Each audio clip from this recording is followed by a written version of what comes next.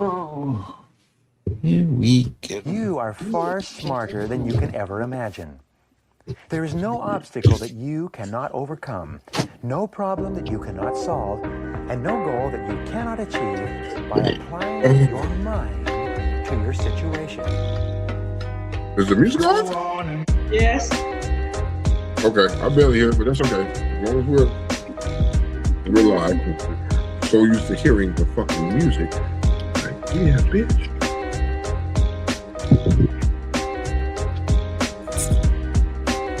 I'm looking for us. We're not on Facebook page, so I don't know how to share it, but you know what I mean.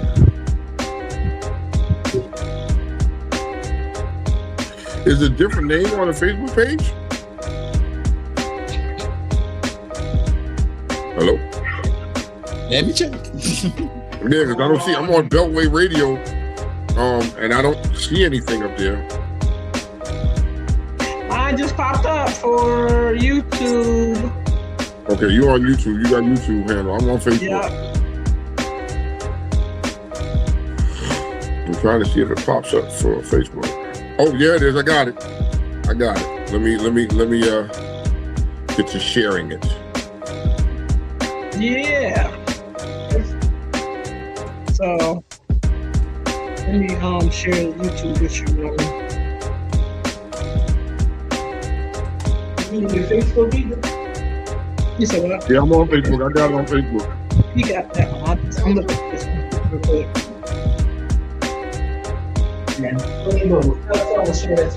Tone, she said share.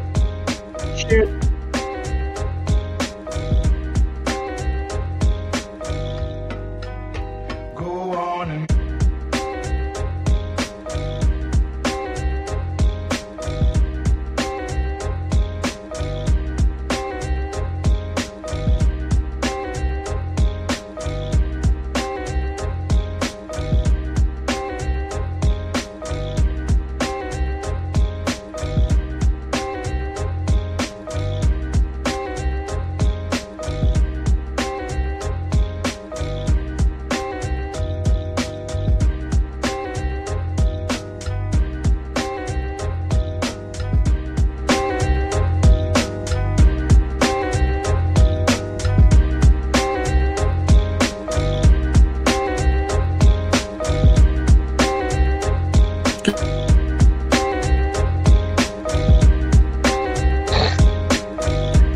Oh, he's moving. Okay. Ready? Yeah, tell Nomi to go to my page. You said go to her page. No, hey, go to his page.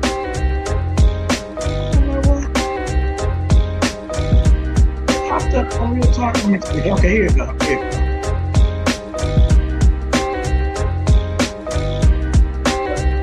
Got it.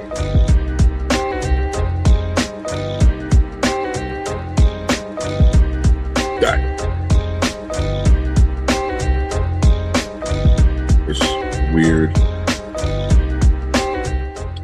I should, next time I know to switch it, instead of doing it on my tablet, I'll do it on my fucking computer, and then, you know what I mean? We do it that way. What? You know what? If you see us, you know you missed me. Did you miss me? Did you miss me? Sure, you missed me. I missed you. Like, what the fuck? We back, baby. Like, we ain't never left, nigga. Got me Happy fucked up. Monday. Happy motherfucking Monday. You know what I mean? Share, tell a friend, share a friend. Tell everybody come back. We got shit to talk about today. Come on. We're coming back like we ain't never left this motherfucking piece. You feel me? Like we never left this piece. So if you see my face, I'm Kiki, just in case y'all forgot. I'm Tone. Well, I'm G Paul Tone. Get it right, baby. You know what I mean? But yeah, I'm Tone. Holla at me. Y'all get, if it's your first time meeting me and seeing me, you know what I mean? Strap yourself in. It's about to get a little bumpy. You know what I mean? Monday nights, you know what it is. This is what we do. And guess who we got today? Huh? Guess who we got joining us today? Who we got joining us? Garlic peel. You know the skin that's on the garlic peel? Okay, you waited almost a year and you get this? It's a little over a year. It's actually Baby, I got them in my almost arsenal. 15 months. I got them in my arsenal. Don't even worry. Garlic peel? Yes. Okay. But I'm assuming that I can't pass that along. I'm assuming he ain't having that. All right. So, oh boy, here we go. All right. So look, garlic peel. I don't know why that was the garlic peel though? Really? Yes.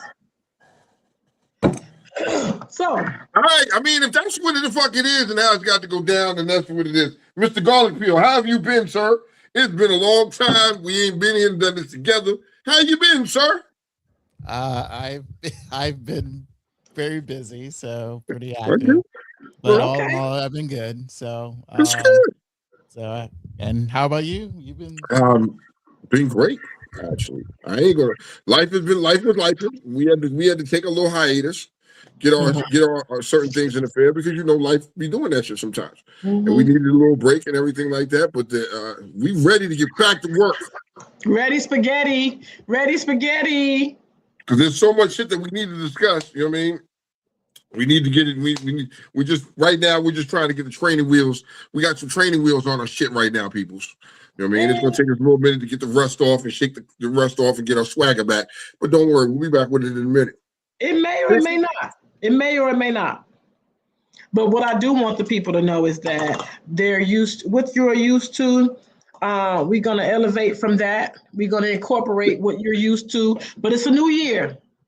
It's a whole new year. A whole year later. It's 2026, and so many things have evolved in our lives. So many things have changed. Good, bad, and indifferent. We still here. We're gonna reclaim our spot as your favorite host, your favorite show, your favorite podcast. And I'm glad we can get everybody back, and I hope that you will tell a friend to tell a friend to tell a friend. Now, today we're freestyling. We got a lot to talk about. It's been a year. It's a lot. A lot of stuff is going on. So actually, Kiki, the last time we were on air, we did this was December 2024. We are in, April, going into April 2026. So it's been a minute. A lot of shit has went by. A lot of caucasity has went on that we didn't get a chance to talk about. The top tiers. A lot of nigga shit went on that you niggas got away with because we weren't on air. So y'all got away with you Indians, you Chinese, you Hispanics, you all got away with it. But guess what? Those days are over. We back on your fucking neck. We're going to bring up some shit, too. We're going to talk about some shit. We're going to talk about it. You know what I mean? All right, y'all. It's no football season, so, you know what I mean? We're just chilling right now. As y'all normally know, it's around football season. We do our own fucking thing for football season. You know what I mean? I'm very confident in my team being healthy this year, younger, more equipped. I have to keep my eye on this other person next to me. I got to keep my eye on her team for just some reason. Something is telling me to keep an eye on her team. You know what I mean? I was disappointed with them last year, but something saying keep an eye on this division this year is going to be really, really tough. It's going to be a tough division. That's my opinion this year. Well, I got to watch out for his team because I'm gonna tell you something. I smell some stuff coming your way. Some good stuff.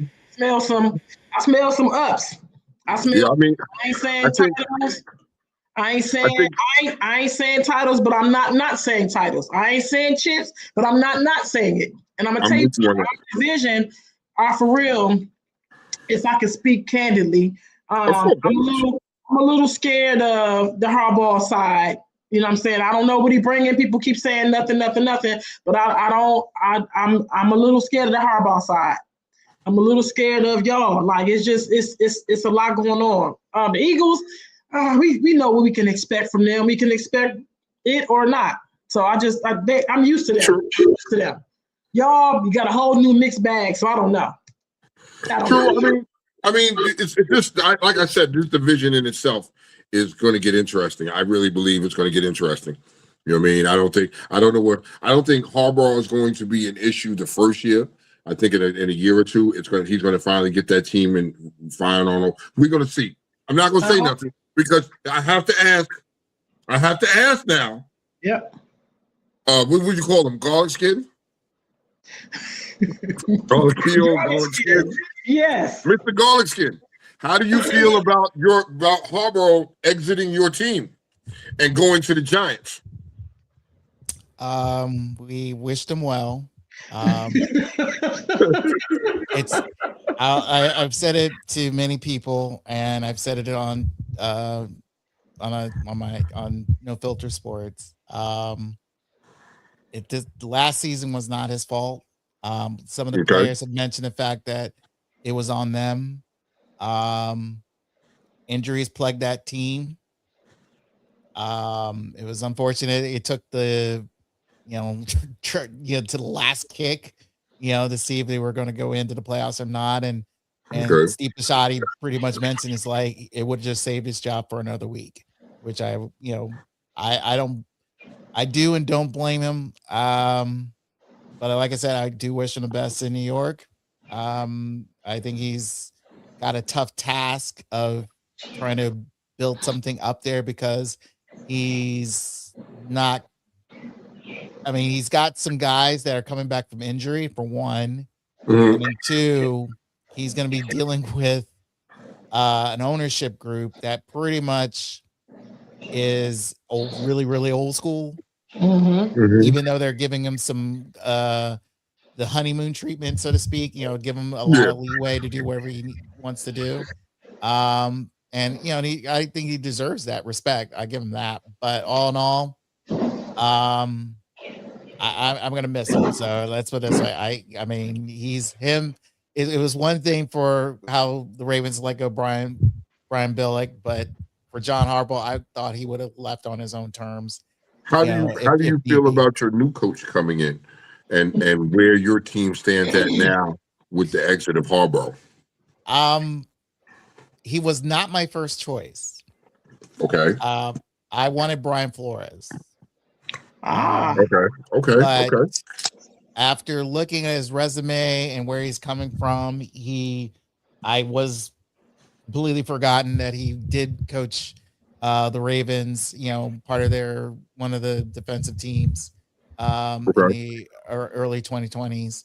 And it was like, oh, okay. So he has been here. So understandably, I've mentioned to other people, it's like, if you're going to bring in a new head coach, he has to understand the Ravens way, plain and simple. And we got a guy who understands how to play like a Raven. So I give him that.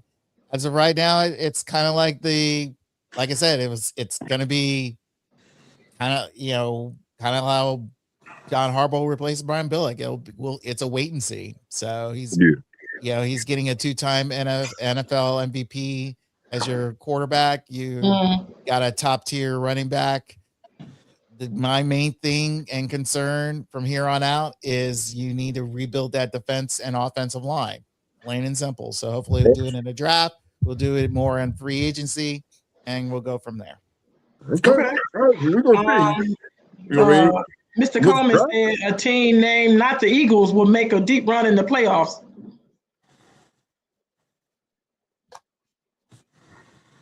Mr. Coleman, I missed this banter. Mr. Coleman. You know what I mean? My brother, you know what I mean? Black Jesus, I respect you. You know what I mean? Wholeheartedly. But, you know what I mean? Until your team shows any type of life, I can't believe that. I mean, listen, he said a team name, not the Eagles. That's all he said. So it's so... Okay, let me I know who he's referring to, right? Let me back out. No, he's really a realist. He a realist. He a realist. He a realist. He the realest one I know. The realest Cowboy fan I know. I'm like, I get it. You know what I mean? And free agency didn't look really big for you guys. It didn't. I'm just saying it didn't. You know what I mean? Not saying that certain pieces were not brought in. You know what I mean? Or how is the mindset going to be? Or how is the locker room going to be? I think you guys last year with us. The problem is the division is the lower teams are catching up to you guys now. Okay. You know what I mean? When y'all had the window, you You know what I mean? You had to deal with the Eagles. And I think at some point in time, y'all were just as good as the Eagles. I'm just saying that there was a certain point I felt the Cowboys are just as good as the Eagles, and they can challenge the Eagles because the Eagles got lackadaisical. They're not the same team that they were when they were hungry for them Super Bowls. They're not the same team. They showed you that last year. I argued with my best friend about that, and he was like, nah. They're showing you that their quarterback is not that guy. He's not that guy. That's true. He's average at best. At best, he's average. You know what I mean? He has a lot of talent around him, but they were just showing you that the defense, they lost a lot of people. They're not that same team anymore. You know what I mean? So I felt at that time, I was like, well, you know what? My team is decimated with injuries. I'm not even concerned about them right now. Let everybody heal. Fuck it.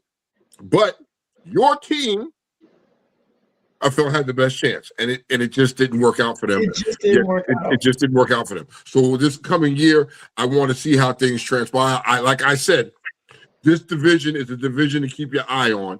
You know what I mean? They're up and coming. We've had a lot of shitty years where this division has been it's been basic at best. You know what I mean? And so I think now, in the next year or two, this division is going to be one of the ones where, damn, we got to go in there and fuck with that goddamn division. God damn it. You know what I mean? It's going to be cutthroat football. You know what I mean? My team has gotten significantly younger and faster. Okay. That's all I can say. We didn't bring back old names, and I'm glad we got. I think the reason why, like Wagner and all of them was there, was to set the culture, the new culture for the team. And now that culture has been set, bringing the new young guys.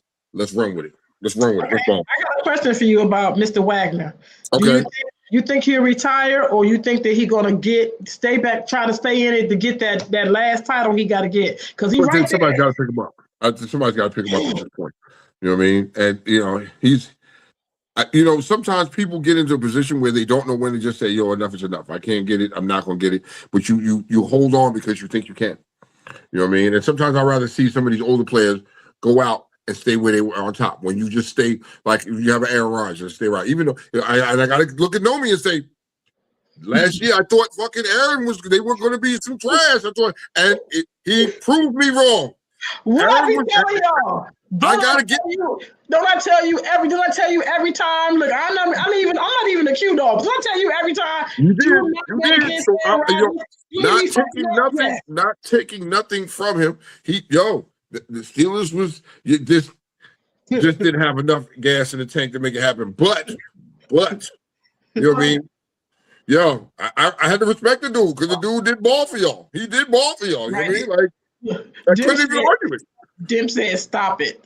Okay, white man. So the people want to know, how do you feel about the Crosby trade? With that whole debacle. That's a debacle. That was a debacle. You know what I mean? And be honest. All right, I'm gonna be honest. I viewed it as this: the Ravens did what they had to do. Initially, when they did the trade, I was surprised, and I was kind of like, okay, cool. Mm-hmm. Giving up first 2 round draft picks, that's fine, and I figured it's like, okay, if he's worth that, cool. So when it came to the physical and all that stuff, which is, again, it's part of the procedure, which is fine. And then when he failed, it was like, oh, okay, he failed. I thought everything was all good to go and all this, but I guess not. So, and then we get Hendrickson, and it was like, okay, cool. And then that was a very good grab for y'all. Huh? That was a very good grab for y'all too. You know what I mean? So, I mean, honestly, it was hearing how, after the fact, the rumor mill is like, oh, we were trying to get both, or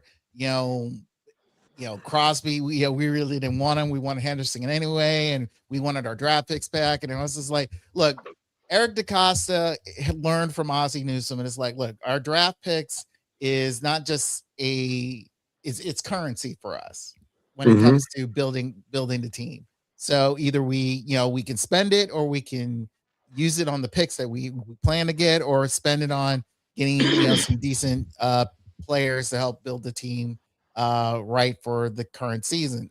So it's either way. So as much as Crosby wants to cry and whine and how he felt like he was disrespected or what have you, but the thing is, like, we're getting damaged goods, plain and simple.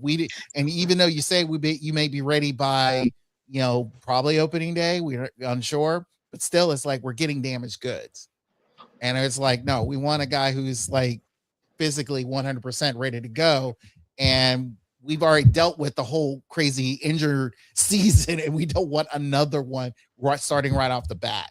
So I as anyone wants to complain about it, I think the Ravens and Eric DaCosta did what they needed to do, and we go from there. So we got at least one guy, and we'll go from there. Yeah. Okay. Build around that. You know what I mean? So, like I said, when the draft is coming up this month, isn't it? The draft is sometime in April. You know what I mean? So football will be back with us soon enough, and we're gonna have football, and it's gonna be let's go get it. Let the shit talking commence. You know what I mean? It's gonna get diabolical around here. It's gonna get crazy, and that's just what it is. Kiki, did you see that post where that girl that wife bought that ticket and went to that Chris Brown concert with her husband and kissed Chris Brown in the mouth? Where my bell at? Ding, ding, ding, ding, ding. Yes, I did. Look, I'm gonna break this motherfucker. I'm about to break this motherfucker. Hold on now. Wait a minute. Stop. How do you feel about that, honey? I need to know. I feel you can't listen. The world is very okay. Thank you. While in the past, stars weren't at our reach. They're at your reach now. So for real, no, you can't go up there and kiss Beyonce, bitch. No, because she might want your number. I'm in trouble. Like, no, and it's not an insecurity thing, it's a respect thing. Because you on that stage, my mother knows you, my father knows you, my cousins know you, my club know you, everything. That shit is crazy. So let me ask you a question. Wait a minute, but on the flip side, yeah, come on with it. You only get one shot, so. Because I'm getting ready to ask you. In the middle of Cowboy Stadium on the Star? On the Star, Raw. On the Star. Raw. So yeah. So Raw. I mean, I think at this point, would it be fair to say that your husband has to be like, you know what I mean? You have to let him know off the break. You gotta let me get one. You gotta let me get one, homie. You gotta let me get one. And do you take that chance? I mean, with me being there. Now I don't know, man. I don't know how that would work out for me. I don't know how that would really work for me though. Like, really though, I'm gonna be a little bit embarrassed. I mean, I'm gonna be, you did too much. You were doing too much. You know what I mean? Now, here's what you're gonna do. You're gonna give me front row tickets to Cardi B. You're gonna give me front row tickets to Cardi B, and you're gonna let me go on the stage. And whatever the fuck happens, and I'm gonna take it there intentionally.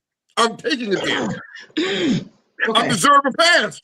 I'm gonna deserve the pass because this isn't something like, okay, this is some nationwide, national news type shit. This will be all over the place. Nationwide is on your side. His whole family, her whole family, everybody they know, peep that shit. And you let your wife get down like that? Nah, I don't know how that's gonna work. But wait, we can turn this into a business thing now. I'm listening. Here's my proposition. Here's what my proposition would be. You would never hear another day in my life. If you get that bitch, because we talk about Cardi, the female, if you get her to at me, to shout out my page, I gotta make some money off this. Something has to happen from this. She has to at me. She gotta give me a picture. Like, I need all that. I need all the stuff that come from that. Since we in a monetary zone where social media is what's paying people, I need all my sites. Okay. You will never hear me again.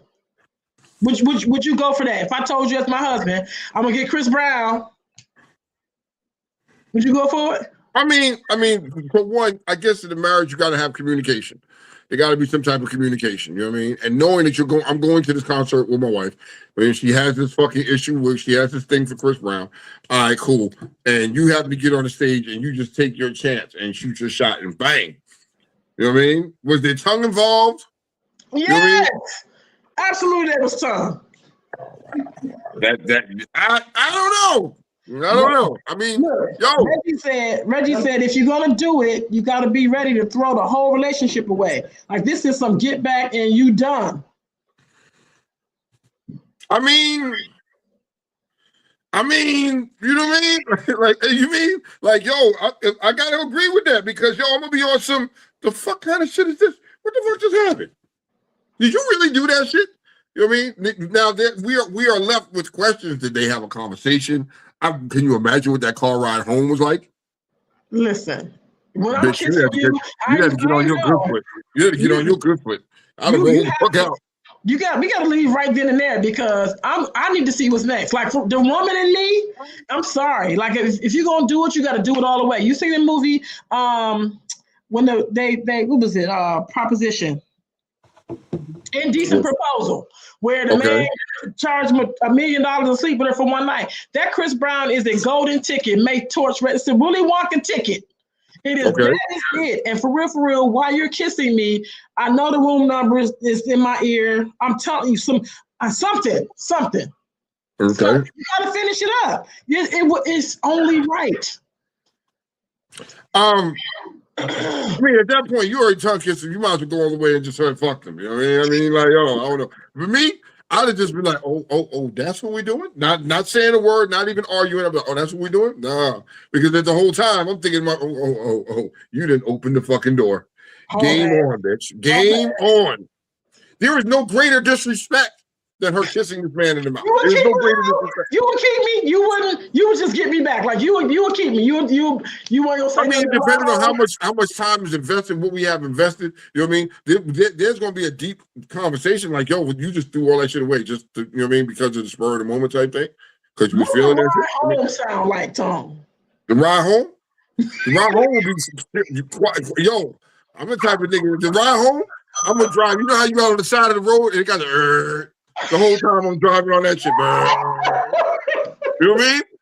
I'm trying to tell you. You know what I mean? I'm gonna be on some real other shit. Like, yo, when I see the red light, I'm slam on the brakes, bam. So I had to go smack it. I'm gonna do all kind of fucking shit. I'm gonna be petty. You might at a certain point, I might have just left. I might have just up and left the concert. I might have just got up and left because you know what I mean? That's you've embarrassed this man on a whole nother level, Slim. It's not like you were doing some shit and you got caught on the set doing some shit, whatever the case may be. This is different. This is natural. This is niggas gonna be talking about this shit, man. Listen, bro. Listen, bro. And then you also gotta know your peoples. You gotta know your wife. Look, you didn't know it. She did this shit. They got nah, bro. My girl not doing me like the 5 heartbeats. Nah, B.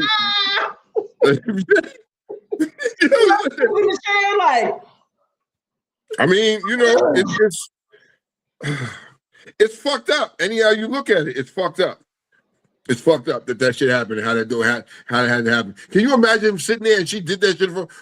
I wish that they had been able to put the camera on his face to see his reaction.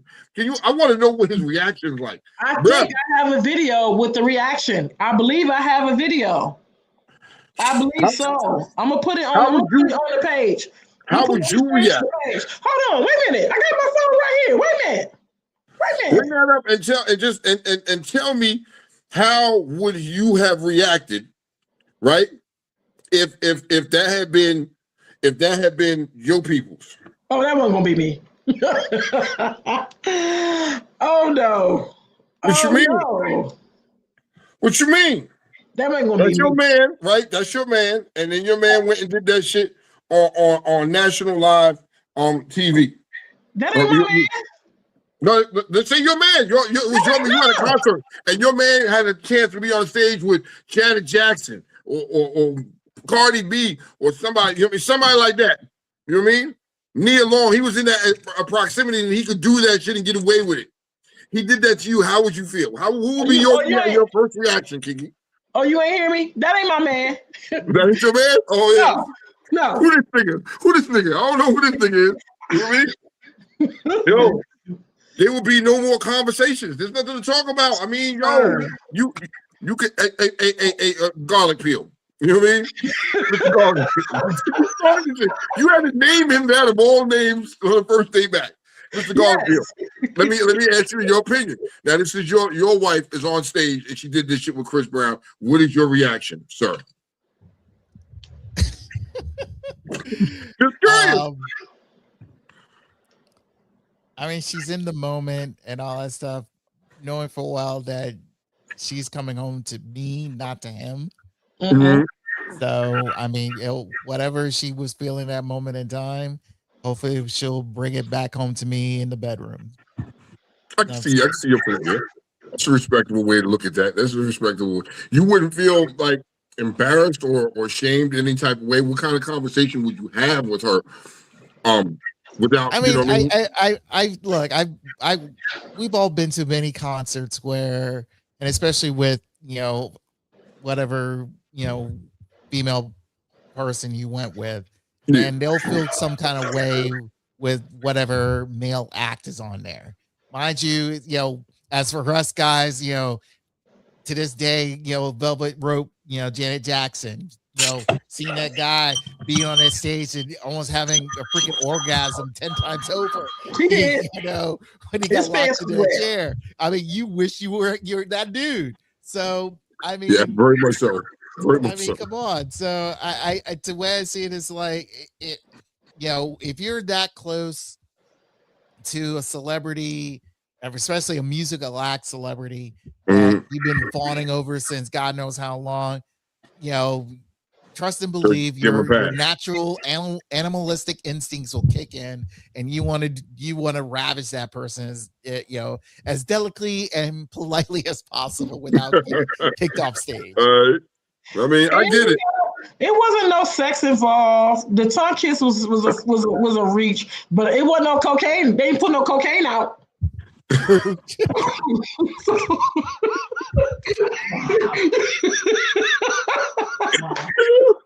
said they pulled no cocaine out. It's okay. It's okay. I mean, I can understand if it was. I guess you got one chance. You just go for it. You got to go for it. You know what I mean? But then you got to know there's always a motherfucking reaction to your actions. You know what I mean? There's always consequences. So it all depends on, I guess, the individual and how they would respond to some shit. I'm a petty nigga. You know what I mean? I'd be like, oh yeah, that's what we doing? You open the door? Oh Lord, let game on. Well, Batman said, if your wife go for any other man than you, it's a wrap. She is immature if she trips because a person can sing. Now you out of here. I mean, that's a jealous person then. I mean, shoot, it's just a spur of the moment. It's one nighter. It's not like, back in the, the rumor days, it's like, oh, you taking that person back to this, the tour bus and you start God knows what. Come on, it's what it is. It was a spur of the moment. It's it just happened. It happened. Yeah, it just happened. Whatever. Just keep it moving. So here's a probably unpopular opinion that is popular here. China Rain said, I might be cheering him on for finally getting his ultimate fantasy. If the man is up there with Janet Jackson, like I don't know if there's a difference between that and tongue kissing somebody. I think it's hard. I mean, I can understand a kiss, but when you I don't know. Let's be realistic for one hot second. Let's be realistic. Where Chris Brown mouth been at? I'm just saying, we talking about this is Chris Brown. Where his mouth been at? What he been doing? Look, Batman said she ride you like Seabiscuit, but thinking about Chris Brown. Her eyes closed the whole time. He gonna know me. We do that anyway. That's crazy though. You thinking about that shit. Like, Batman is right. Batman is 1,000% right. Yo, she's fucking you, but she's thinking about Chris. You know what I mean? I mean, it is what it is. How do you live with that? How do you go to live with that? You know what I mean? I don't know how I would live with that at that point. Like, nah, I don't know. But Chris, yeah, you tongue kissed him. This nigga, yeah, he can have it. I could never kiss you again. There would never happen. There would be a never worry. Knock it off. Never worry. Never. I'm very petty. I'm very petty. Like, I'm petty like that. I know Virgo. I mean, I know that, but I think to me, never is a long time. I'm okay with never. I'm okay with never. I'm okay with never. I mean, I'm okay with it. Because, man, listen, yo, I don't know. As a man, we see things a little bit differently. You know what I mean? Your woman got up there and did that type of shit. She's for the streets, bro. She's for the streets. May I say something to you? May I add some a layer? Can I parallel this thing? Always, yeah. I'm gonna tell you how much sense that how much I question that, right? Because the women in your life have sucked somebody else off, they kissed somebody else, they did some stuff, and the difference is hold on. The difference is that she's with you and you saw it, or what's the difference? So here's the difference. One, you're with me, right?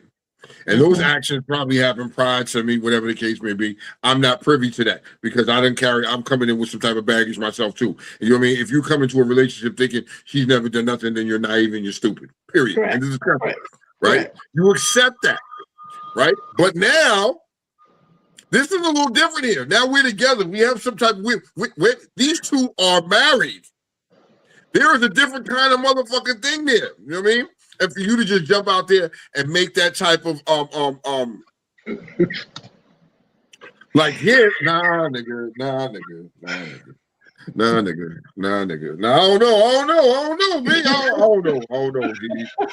don't know. It's just, I don't know. That's all I can say is I don't know. I can't. I don't know how I'm going to respond to that shit. Well, you know what I mean. I don't know what I just. I need some time. You know what I mean. It's the doghouse for me. Because at the end of the day, what if it was a man that does that? Y'all women are gonna drag this nigga through the street like that's some dog shit he did. That's some fucked up shit. Woman is gonna drag a nigga, but when a woman does it, it's like, no, she gotta get the same fucking treatment, dog. But wait, men do that every week at the strip club. Every week, y'all. Every week, man. His tongue kissing. No stripper though. Tone. Okay. I mean, I ain't tongue kissing no stripper. You know you have been with. I'm not asking you to confirm nor deny. Okay. You know you've been with your good men. I don't know who, and they have stuck something. They have done something. They have done. What do you know? I've been in some strip clubs and some things happen. You know what I mean? Some things didn't happen, but you know what? For me, there's no so I go to strip club and I'm chilling. I'm watching the shit, but it's not really. And for me, a strip club really doesn't do nothing for me, especially at this age now. Going to a strip club with the fellas is just something to do. It doesn't do nothing for me because I know I can't fuck you, bitch.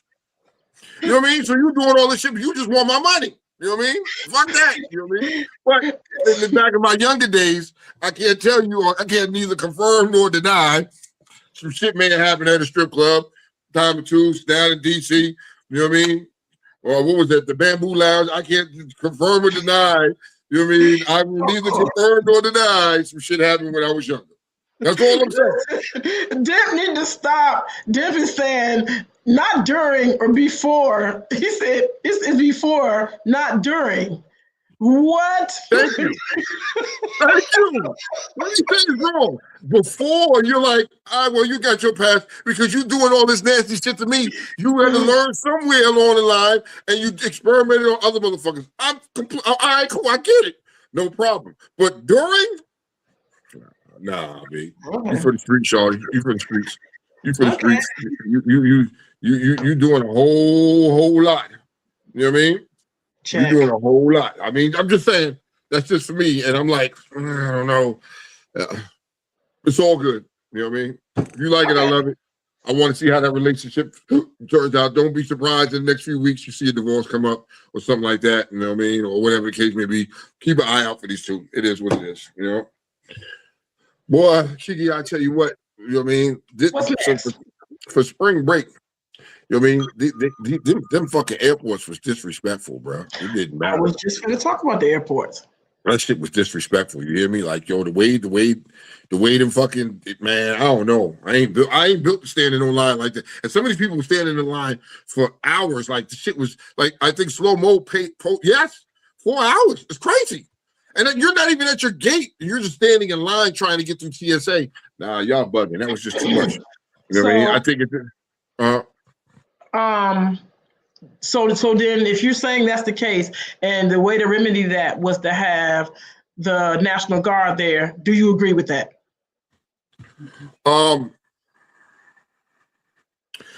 What purpose did the National Guard serve? The National Guard was there to fill in, to do like I guess they weren't qualified to scan and to do certain things, but they was. I'm sorry. I thought What'd it you was say? That was ICE agents. It wasn't National Guard. It was ICE agents. I'm sorry. ICE, Okay. which makes it worse. So Yeah. they weren't allowed to do certain things. They're not trained to do. I think scanning, like the scanners and stuff, wasn't one of them. But they said they was able to fill in, move people along, like directions to kind of get people. I mean, and these motherfuckers really don't know. They don't know. They don't know nothing. Huh? I've never seen 4 hours worth of people ask what a bathroom is. I've never seen. It's common sense what a bathroom is. Where's Duncan? What was the purpose? What was the purpose of ICE being there in the airports? You know what I mean? I don't see them as a help to TSA. They're not helping facilitate people get through the line any quicker. The lines were still long. You know what I mean? I think the lines were really bad because you were right there at that spring break moment and everybody was trying to travel out and shit like that. I think that's why, like my homeboy, he flew out this morning.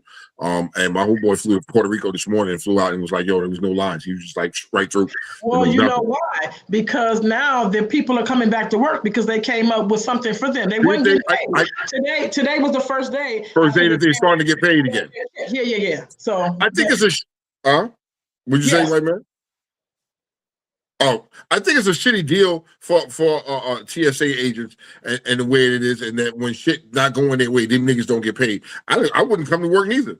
You couldn't make me literally come to work, be loyal to you, and expect me to work and not get paid. Like how does that even fucking work? Like it's okay. These people still got bills, they got families, they got shit, they got lives, they got shit they got to take care of, and you don't want to pay them. Yo, the bill man don't want to hear that shit. Like, yo, I work for TSA and I'm not getting paid. Fuck you. Pay my electric bill. Fuck you. Pay my gas bill. Fuck you. Pay your rent. You know what I mean? Like, yo, don't do that to me. That's fucked up. You know what I mean? I think that should be. I think, you know, in my personal opinion, this goes into politics now. And saying that, you know, if you can't come up with a deal to make sure that the government stays open, and these people can't continue to collect their check from working and that, then you motherfuckers in Congress don't need to get paid. You know what I mean? Period. Y'all niggas don't need to get paid. That's what I was going to bring up, because there are certain branches of people that are still getting paid. The Senate, the government, those upper politicians and stuff, they're still getting paid, and police officers were still getting paid. And why can't TSA? Because their job is just as hard as anybody else. You know what I mean? They deal with with more people than the police officers deal with per day. I get police officers, they do their I get that part. But still in all, these people are an essential, and it shows you. And not only TSA, you're talking about air traffic controllers. Now let's talk about the fucking accident in LaGuardia where the two pilots died. Hold on, before we get there, Nomi said creditors are not as lenient with consumers this time around because this is a full government shutdown. It's not it isn't a full government shutdown. No, it's not. It's not. It's motherfuckers having temper tantrums because they can't get their way. You know what I mean? At the end of the day, I don't give a fuck. I don't care if you're a Democrat or Republican. It was bullshit. It's bullshit at this point. And here's my thing: fire everybody. Get just a wipe all the old asses out. I think at a certain stage you shouldn't still be working the government. If you're past fucking 60 years old. Nah, nigga, we want something fresh, some young minds in here, something new. You older niggas, nah, y'all got your break. Get the fuck out. We don't need y'all. We need things to progress. You know what I mean? But that's just me. Neither here. That's just my opinion. Oh, Slow-Mo said the Congress didn't get paid either. Oh, they shouldn't get paid. That's what I said. I said that they should not get paid. But these niggas can get paid. They can go on recess and leave people's life in limbo. And don't give a fuck because they still getting their money. That's not fair. Something's got to change when it comes to that aspect. Something has to change. But, you know, sad to say, as long as you keep letting 80 and 90, 80-year-old motherfuckers still run the government, that shit ain't going to change, bro. It ain't going to change. Garlic Peel, what's your point of view? Garlic Peel. I hear that. Okay. TSA needs to be paid. I know people who work there. It is a tedious job. I mean, you're more than 8 hours of just being on your feet, dealing with very moody people, either they're in things of that nature. So I mind you, it's not for everyone. Let's put it out. It's not for everyone, but I do commend those who stood up for them. Those, the union that they have, and even those commuters that were going through, the lines and stuff like that. They were willing to try to help and support them. I do agree. The fact is, like, every time they shut down, it's like everybody else in the government is not getting paid except for Senate and Congress and the president. It's like, it doesn't make sense. It's like you are the federal government. It's a whole unified front. If no one's getting paid, if the lowerings are not getting paid, you guys shouldn't get paid. I believe Senator Kennedy put out a bill that he feels like, Congress should not be paid if there's a shutdown. It doesn't make sense, So, but again, they're a bunch of idiotic old folks who feels like, well, you guys are not working. Or better yet, let's put it this way: it's like you should be if these people are forced to work and not get paid, so should they. It doesn't make sense. There's a lot. There's been hypocrisy about the United States government for 250 years. So of course this is nothing new. So I feel too that's where I don't like about government, because I think fair is not fair. To me, I probably would be less mad if none of us got paid. Like if it was just over a global thing. I think it burns me up a little bit. It bumbles my motherfucking clock. Ooh, I like that. I like how you did that. It bumbles my motherfucking clock. When some of y'all is chilling, like Nomi said, she said Congress is on spring break now, and when they come back, it should be 4.5 checks missed. Should be. No, will be. At least, you know what I mean? I think at this point, when you're locked out and you can't, and everybody else isn't getting paid, I don't give a fuck. Congress shouldn't get paid either. No. You know what I mean? When you decide to shut the government down and y'all are deadlocked and y'all can't agree to disagree and get people paid, that's when your paycheck should stop too. If you change that, the motherfucker, it'll change. One day. It'll be 30 minutes. Niggas' money. You fucking with niggas' money. Huh?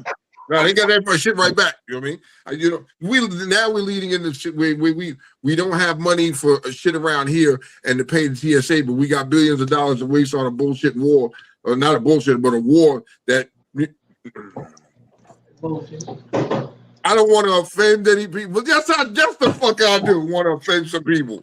I do want to offend some people because I sit and watch on my timeline, up and down my timeline, and these individuals who are okay with what the orange peel is doing, and they see nothing wrong. They see nothing wrong with it, and they support the orange peel. Are you fucking serious? Like, when they tell you gotta read. Reading is fundamental. Read. If you don't read, no, you're reading what they want you to read. You're reading what they're telling you out of their mouth, and you believe it to be true because they said it. We're talking about the same man here that controls what you see in the news. But you believe in what he's saying on his paper because he wrote it in black and white. Come on, man. You can't be that naive. You cannot be that naive and watching what this man is doing to this country. And you're still in supporting of it. You know what I mean? There's a certain individual that I would like to talk with. You know what I mean? But you know what I mean? I know it's going to become a confrontational kind of thing, and I'm not with it. You know what I mean? Speaking of people who support the orange peel, we have one of our great friends of the show, Mr. OT, who was running for a seat. So he definitely supports the orange peel. And at some point in time, I'm going to offer him an invitation to be on the show so we can have a good look into his mindset. I want to see because I sit back and I observe. You know what I mean? And you've softened your posture on what you're saying about the orange peel. And it's only changed recently. So when you bring him on here, I got tough questions. I'm going to have tough questions, and I'm not going to let you just tell me you should read about it. No, you're just reading what these people want you to read and what they want you to hear. Does that make it true? I can write some real fucking nice sandy shit and be like, read that. That's just what it is. Okay. And you're gonna believe it? Come on, man. So when that time comes, we have him on here. I got some tough questions. I'm not debating him. You know what I mean? Obviously, he may know a little bit more about me than government because he just does. You know what I mean? And I give him that. But then there's certain shit that, you can't be half in, half out. Well, when I extend the invitation and when I get it, I'm ready. Yes, I will definitely let Real Talk family know. Yes, we can sit back and talk. I mean, because this is a person that we all know and we all support him in his journey. I think in the rights in his position, he could do good. And he's been preaching this for a while. So I congratulate the brother on taking the step and going into politics and trying to get in and start somewhere to make a change. I congratulate that shit wholeheartedly. You know what I mean? A lot of people talk about it, but this nigga talked about it and now he's doing it. So I'm gonna give him his props there. You know what I mean? But I need to see where you stand at because it's always what's the irony is it's everything the Democrats. It's always Democrats. But nothing that the Republicans do, you have nothing to say. You're very quiet about that. You can hear a rat piss on cotton. You don't give that same energy that you do. You know what I mean? So what side of the table are you on? And so for the people that you're talking to, do you let them know that you support the orange peel? Okay, Slow-Mo said, but he's running as a Democrat. No, they get the fuck. I don't believe that shit. That you can't make me that old nigga. So listen, I'm just that you'll get him on here because you cannot tell me that OT is running as a Democrat. No. As much as he talks about them, get the fuck out of here, B. Get the fuck out of here. I smell fungus. I smell some foul shit there. There's no way that this man, you have to show me that this man is running as a Democrat. I don't believe it.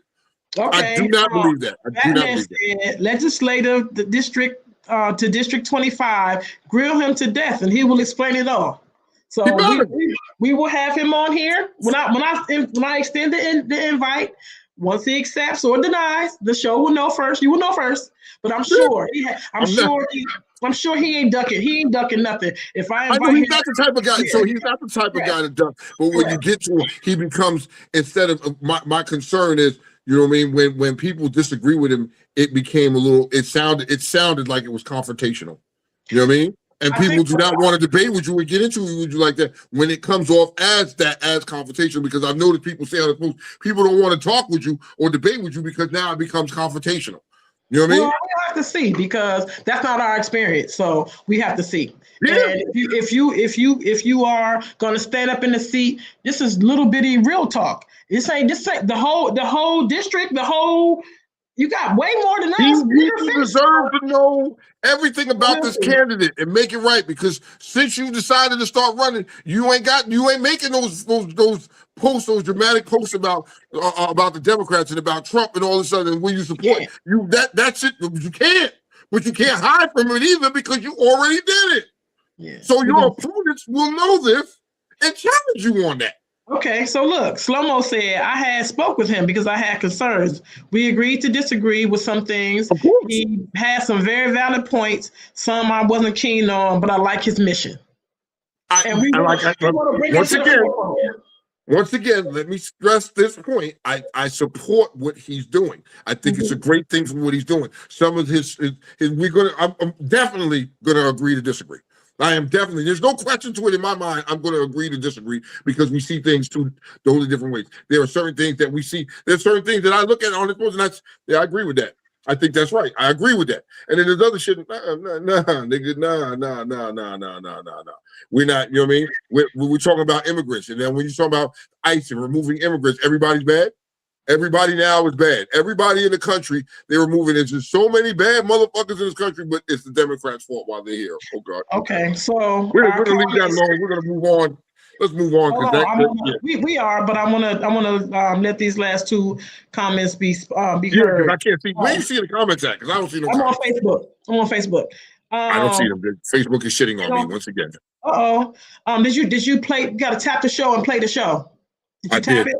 I did. It's Um, still on that bullshit. Slow-mo said he won't duck your conversation. I spoke with him over an hour. And then Batman said he is running for a local seat. It has nothing to do with presidential level. It's local for PG County. So let that be known. But everybody has to start somewhere. You have to start somewhere. And you know what I mean? You got to start somewhere. I get it. You start local. You're worried about your local politics. I get that. You know what I mean? Oh, as we should be. As we should be. Now I see the comments. Huh? Okay, you see it now? Now I see the comments. You know what I mean? Okay. I get it. I get it. It's local. I get it. It's for PG County. I get it. I get it. I get it. I get it. I get it. We need the views of the man should still need to be questioned at the same token. You know what I mean? You have your shot. A zebra or a leopard doesn't change his spots. You will have your shot. Let's talk about it. You know what I mean? Okay. Let's talk about it. LaGuardia, the people, the unfortunate thing that happened in LaGuardia, may those families, we pray for those families who lost those two pilots. It was the pilot. However, I want to ask you this question because did you see the video? Yeah, I saw the video. Without the censor, without the black, you saw the video. You heard? Yes. Did you listen to? I heard they were telling the dude to stop. Why didn't that driver hear him say stop? And he just kept driving. You know what I mean? Like, everybody else behind him, everybody else behind him stopped, but he kept driving. I guess my question is, because I don't want to blame anyone, but I'm trying to figure out that was who fault you think that was? Because the irony was they were on their way to an emergency because it was reported of an odor like a gas odor. They were on their way to an emergency, right? And I get that, but who do you blame at that? Who do you blame? Because listen, you don't do anything without dispatch. And now that we know, I tried to listen to it and see it before I heard what really was going on. Because what ended up happening was they said that one person was doing two people's job. Because that's what they said. Because now, mind you, TSA is also part of the air traffic controllers. And that job there has the most high turnover rate because that is a stressful job in itself. I get it. You know what I mean? I don't know. It's hard to say what exactly was the cause and whose fault. It's hard for you to just say. It's hard for you to just blame somebody. You know what I mean? I don't know. It's a little bit the driver. Why wasn't the driver paying attention if all the other trucks stopped? If the other truck stopped, why didn't he? Why he kept going? You didn't see this big motherfucking plane barreling down on you. This nigga coming a mile a minute. You didn't bother to once look and see? You just turned out there pocket? Nah, B. Nah.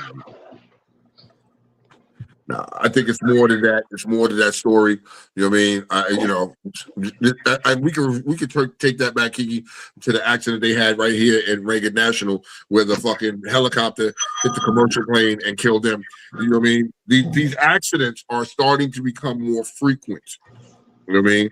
What are we doing to put something in place so we avoid these type of accidents and people losing their lives for, you know what I mean, careless behavior? Well, you do something like have a government shutdown right after. Like I don't know. I don't think these things have to touch the people that's doing it. It has to affect them right up front. It's like Somo said. He said, "Blame this on Trump." I mean, there's a lot of stuff that we can blame on this man. That you know what I mean there's a lot of stuff we can blame on this man. You know what I mean? Just the person he is and how he decides to move. You know, but the other side let's see the other side of the hand. What's the other side of the hand, Kiki? The other side of the hand, according to their job, they said that is a regular occurrence that has been going on anyway because it's slower at night. So how do you correct? You have less people. So I don't know if this is just one occurrence. Like it's not. It's a casualty of the game. You just charge it to the game because it's an accident that happens. But there should be some type of protocols in place to safeguard this type of thing from happening. I'm just saying, it's starting to become you're starting to see stuff like this happen more and more often. What can we do? Why aren't we stopping and saying, hey, hold on, that's a fucking problem. That's a fucking problem. How do we fix this? Because, you know what I mean? We need to know. Well, if I was inside the truck like me. Well, Slow-Mo was saying they had the truck. They said the truck had communication issues. I just That's hope it. possible. That's possible. We don't know. We don't know. So, Tone, the truck is about as long as anybody's house, right? And I know there was more than one person in that truck. I'm not saying nothing. I'm just trying to put But they layers out there. didn't mention nobody else in the truck though, Kiki. Everybody lived. Everybody in that truck lived, but the pilots didn't live. You know what I mean? Crazy, nasty work. Wild work. That shit is wild work. Did you You see know the what I mean? way that? Did you see the? I don't know. Listen. I mean, at this point in time, correct. Congress needs to come back and figure out a way and start tackling the problems that this country is having here instead of worrying about stealing people's oil and getting into fucking other shit. We have major issues here that need to be tackled and fixed first before you run around the world and start fucking trying to fix everybody else's shit and sticking your nose in where this is a problem where you cannot pay these TSA workers or these people that work in these air traffic controls. You cannot pay them. They don't want to come to work. You know what I mean? These people are stressed trying to do 2 and 3 jobs, and that shit is a non-stop fucking thing up there. It doesn't stop. So what are we doing? What are we going to do? Are we going to keep allowing and letting shit like this happen? You know what I mean? When is somebody going to finally wake up and say, we got to fix this shit now. This shit is not cool. This shit is not, we can't keep doing this. This is not cool. That's not a topic of conversation at all. Well, you know why? Because the thing that needs to happen will never happen. We will never boycott them. We will never not fly. We will never not, make it hurt where their pockets hurt and make people. Go ahead, Kiki. I didn't mean to cut you off. I'm sorry. I just thought of something. I feel like you have to understand that without us, there's no y'all. Like the people have to speak. People have to speak. I respected what the airlines did. Like when they looked and they said, yo, we taking your privileges away from Congress. Fuck y'all. Yeah. You know what I mean? When you took their privileges away, them niggas figured out a way to get the shit right. Mm-hmm. When you start taking their privileges and their money away, and niggas, wait a minute, no, we can't, what the fuck? We gotta fix this shit. Then it becomes a dire issue to fix problems then. You know what I mean? Okay, Ramona said there needs to be better training and more jobs open. Unemployment is high. You stagger the shifts. Well, you know what I mean? Here's the problem. It's not about more training and more jobs. You know what I mean? But you can have jobs, but if these people ain't getting paid, are you gonna come to work and work your job if you're not being paid in a stressful environment like that? I'm not gonna want to come to work. I don't work for free. I don't work for free. Hell no, nigga. I think that's in the fine print, though. I think that's in the fine print because you work for the people. So I think that's in the fine print. I think that's in the fine print somewhere because a lot of people still come to work. I get it, but if you work for the people, you work for the people. But I get it. We work for the people, but I still want to be compensated for what I'm doing. And when I'm not compensated for what I'm doing, I'm less enthused to be there and do my job. I'm not giving you the same enthusiasm. Isn't your pay retroactive? Isn't it retroactive? Don't you get whatever you lost back when it kicks back in? It should be like that. But goddamn, how many months I gotta go? And every time I turn around, every couple months, I'm going without this shit. Well, some of these people, Kiki, are not in a comfortable place where they can live and have life without money. You know what I mean? They're living paycheck to paycheck, some of these people. So when you take that away from them and they barely got money to put food on the table for their kids, and that's becomes a different conversation then. When working for the people, I'm at this point now, fuck the people. Because if the people cared about me, I'll be getting paid. And I'm not getting paid, and I can't even feed my own family. So you gotta look at from some people may be better off than others that'll be like, okay, I'm equipped for this shutdown and I got money stashed away and I'll be good. But what about those people that are in these positions that are not that good, and now you're not paying them, and you're expecting them to come and give you 110% on the job? That's just not fair. It's not fair. You know what I mean? And I'm gonna be less enthused to do my job, man. Fuck that. You know what I mean? I'm gonna call out sick, all that other shit. I'm gonna do other shit. I mean, at that point, I'm gonna start moonlighting somewhere else because I need to pay my bills. I need to put food on my table. My kids need this. My kids need that, and I may not be in the situation where I got it like that, bro. So nah, you know what I mean? Hell no.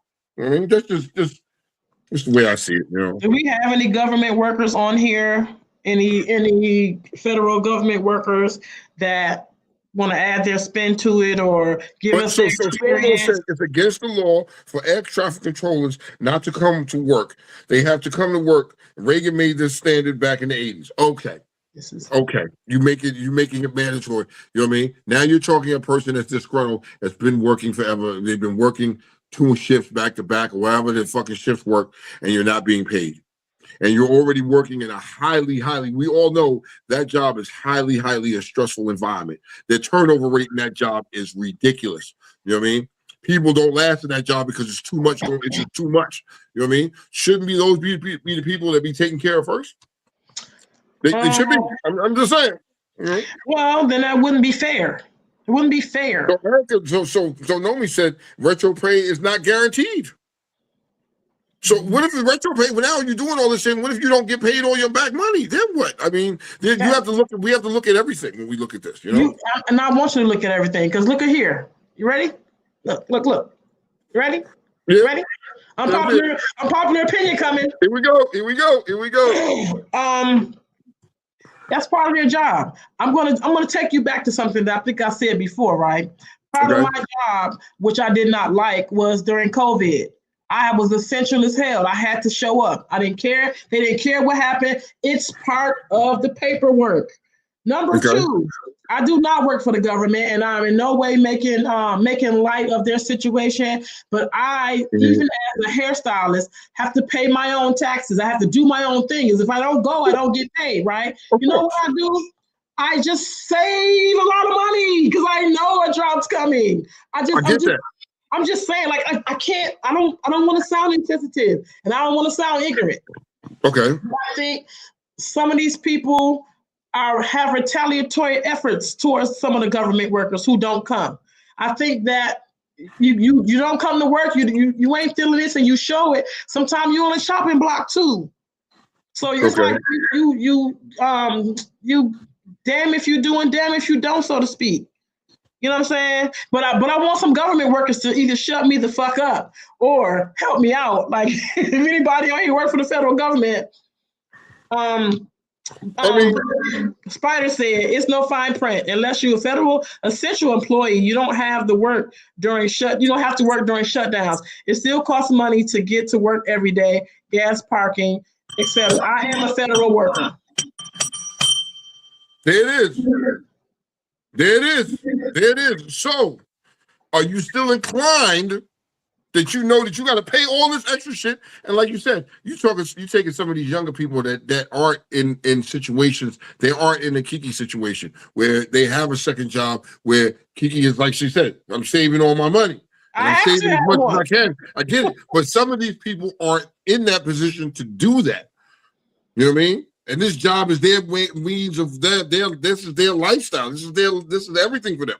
When you take that away from them, like what the fuck? I'm fuck work, fuck that. I get there when I get there. You know. Esther said retro is only guaranteed if it was bargained for in their union contract. And some of these unions, you know, is shit. You know what I mean? I ain't got no union, so I don't know. Speaking of unions.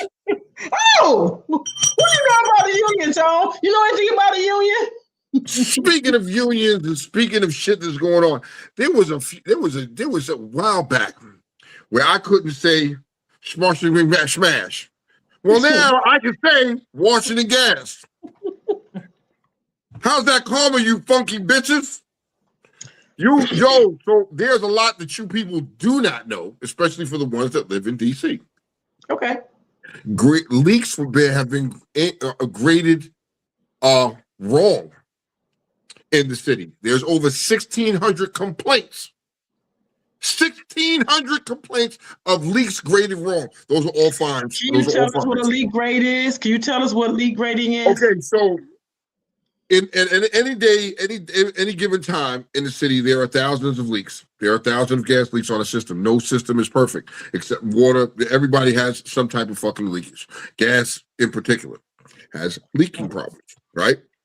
We'll come out and you call your Kiki the goat calls and says, "I smell gas in front of my house." Okay.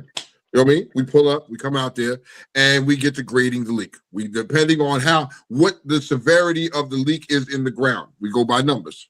Okay. Right? Is 10 being the highest or 1 being the highest? Or let's say you have over 80% gas in front of your house, right? Okay. All right, let's say it's on the sidewalk, it's in the street. You have 80% gas. Our first job is to see where it's migrating to. You need to know where it migrates to. You have to fucking migrate and track it down till it's zero. Now, if this is migrating back to your house, then it's instant. We gotta work on it. Okay. Let's say it's not migrating back to your house and it's in the street and it's just dissipating in the air. It's dissipating. There's a leak there, right? Okay, we're gonna sit this. We're gonna downgrade this leak from a grade 1, which is an emergency, which means you have to work this. We're gonna downgrade this to a 2, because what we did was we put holes and we fucking blew the gas out, and the levels now are very minimal and it's safe. And we walk away. We put plugs back in the street and we leave. Right now, the gas is still leaking, motherfucker. It's still leaking. Smell away. And so you blew the smell away, you blew the levels down, but now what is it going to do? It's going to build back up. And if you know anything about gas, it follows the path of least resistance. So it wasn't leaking, it wasn't migrating to your house. Now it's migrating to your house. The problem that they had in Centerville was this is a transmission line. You have transmission lines running through your neighborhood that you probably don't even know are there. You'll see the little orange thing talking about gas. That's a transmission line. That could be 1,200 pounds of gas pushing through your neighborhood. Now, do they leak? Yeah. Are they something that are scanned all the time to see if they're leaking? No. So this is something that was leaking and was ongoing. And it built up and probably got around the foundation of this person's house, and anything can set it off. Kaboom, the house blows up. But back That's to the house that blew up. Yes, the one in Centerville. You know what I mean? They're gonna pay out the ass. So here's the crazy part about Washington Gas, you know what I mean? Is that they set money aside every year for a major catastrophe. So those people and everybody in those inconvenience, all gonna get cut checks. It's not even a plan. They're gonna cut, they set hundreds of millions of dollars to the side just for that alone. You know what I mean? They plan for that every year. I think did 5 people die in that fire? Did 5 people die? I think people passed away in that fire. And I know there was another situation. There was another situation with a leak, and that's what now you have the NTSB, you have all these agencies up there fucking wazoo right now. The commission, everybody's up their ass and going through all the paperwork. Everything, and now you're finding the shit that has slid through the cracks. Now those are all fines. They're getting fined, dinged out the ass. I feel sorry for some of my gas working brothers that were there. You know what I mean? You were stuck working 6 days a week, 12-hour shifts, mandatory. You're there. You're trying to fix all this shit, but you can't. They won't. What they'll do is they'll go in there, downgrade the leak. I'm trying to tell you what they're going to do. They're going to pull up. Oh, yeah, this is leaking. If this isn't migrating and we don't feel it's going to be a danger to anybody, we're going to fucking blow it out. We're going to fucking suck the gas out the ground. And what we're going to do is we're going to plug it back up. We're going to downgrade it to a grade 2 or a grade 3. This way, a grade 2, you ain't got to come back and work for that. You don't have to work that particular leak for 15 months. You can go 15 months with that shit leaking. After you made the call and we came out there, it can leak for another 15 months before they have to work it. Now, in 15 months, shit can go anywhere. You're not. It's very unsafe. They're not doing a good practice now. Now for Columbia Gas, these niggas is different. I'm telling you, these niggas is they got protocols for protocols for protocols. They not waiting that long for you to work a fucking leak.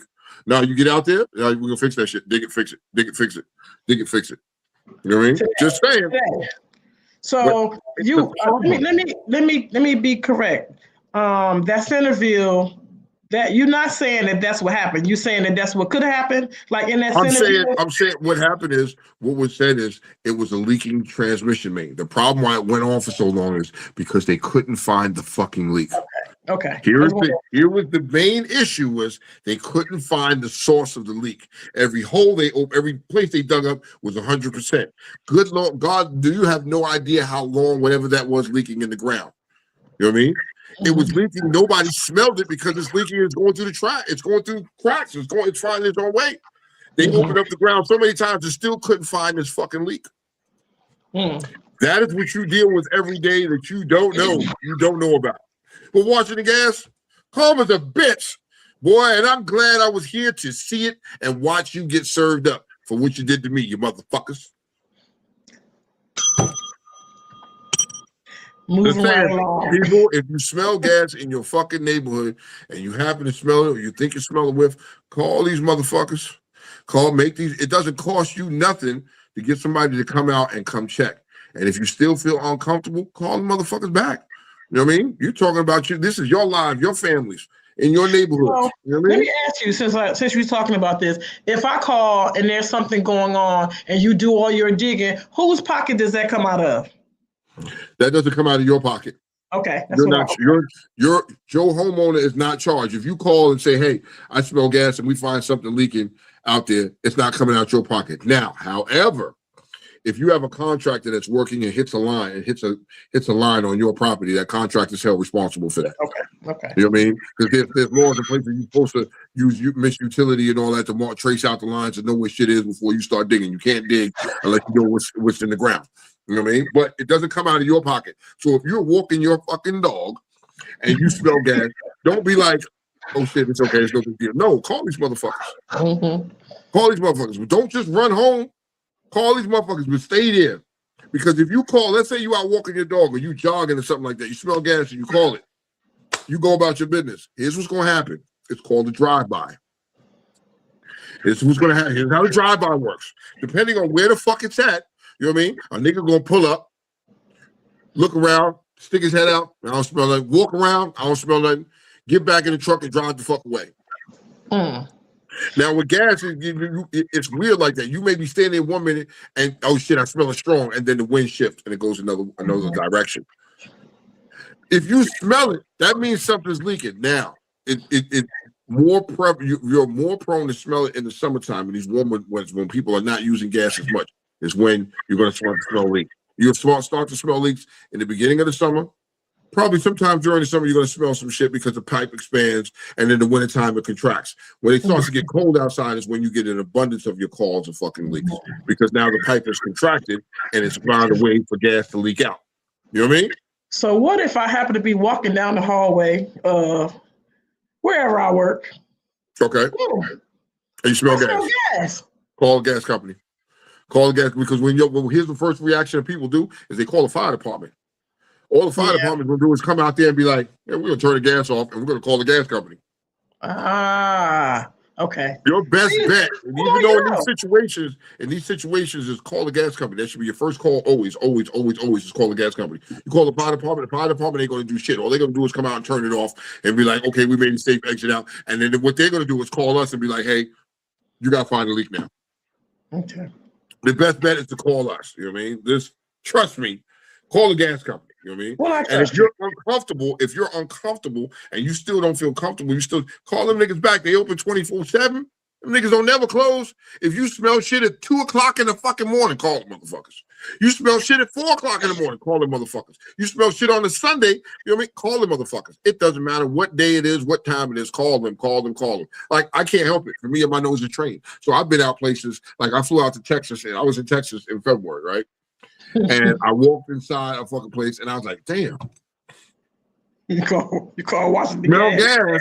I smell gas. You know what I mean? But and I should have called, but I was like, all these people walking around, they live here, and they don't give two fucks. Okay, cool. You know what I mean? But here, if I'm out somewhere and I smell it, I'm gonna call and be like, "Yo, I smell the gas here. Such and such. The shit was strong. This is what I'm smelling." You know what I mean? Get somebody out here because you don't pay attention.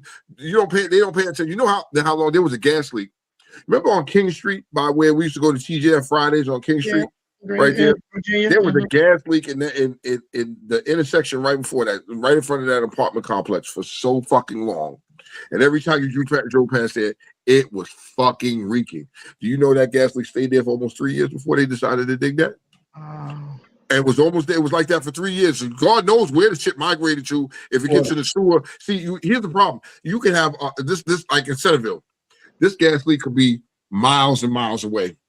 It could be leaking up a miles away and get into like the sewer, and then it just travels. Because wherever it fucking wants to go, it migrates wherever it goes, and it's going to migrate up conduits, up your water, up your electric, all this cable.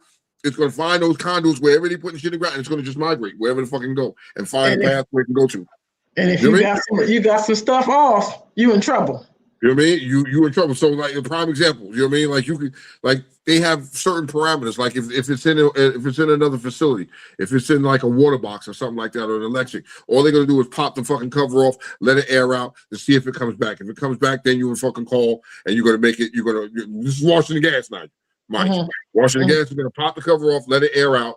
You know what I mean? To see if it comes back. Then put the cover back on. If the numbers don't come back right away, they're gonna downgrade it and walk away. Columbia Gas, on the other hand, is we got to dig it. Fuck it. We're gonna find it. We out here, we're gonna chase this shit, even if it takes us days to chase this shit. And when I say days, I've been on leaks where it took days before they found it. And in other words, what they were doing is, you know what I mean? They would have somebody like a service tech stand overnight. They're gonna pay you to stand on that leak overnight and keep getting out and migrate and checking the migration patterns. Washington Gas, on the other hand. Okay. But I just sit back and I enjoy the calm. People, I work in this industry. I know all the dirty secrets and all the dirty tricks and all the shit that's just going on and shit that you, Joe Schmo customer, don't know. You know what I mean? And if you did know, you wouldn't be playing about that shit if there's a leak in front of your house somewhere. Or you got leaks around there, you ain't gonna play it like, go, hold on, wait a minute. And they'll tell you it's not that serious. It's just it's dispersing in the air. It's dissipating in the air. You'll be fine. What is it doing underground? Where's it going underground? Right. Where's it moving to? Because it's got to find a way. Even though that's one escape route, it's finding its way out into the air. Where else is this fucking leak coming from? Where's it coming from? Where's it pushing up? What are we not checking? You know what I mean? Just stay on point. Speaking of gas leaks, if you're over 45, you should get your colorectal check. You should get your colonoscopy. If you need, you need to get a mammogram and to get your prostate checked. Just so you know, since we are talking about gas leaks. I've had two already. Speaking of gas leaks, I've had two. I started at 45. In a couple of years, I'll do my third one. I mean, I have to do it every 5 years because if they find polyps in you, you have to get it done every 5 years. If they don't find no polyps, it's every 10 years. It's just something you got to do. You know what I mean? Don't be ashamed to do the shit. Don't be ashamed to get it done. They don't do that shit no more with like sticking their finger up your ass no more. They don't do that. So fellas, don't, you know what I mean?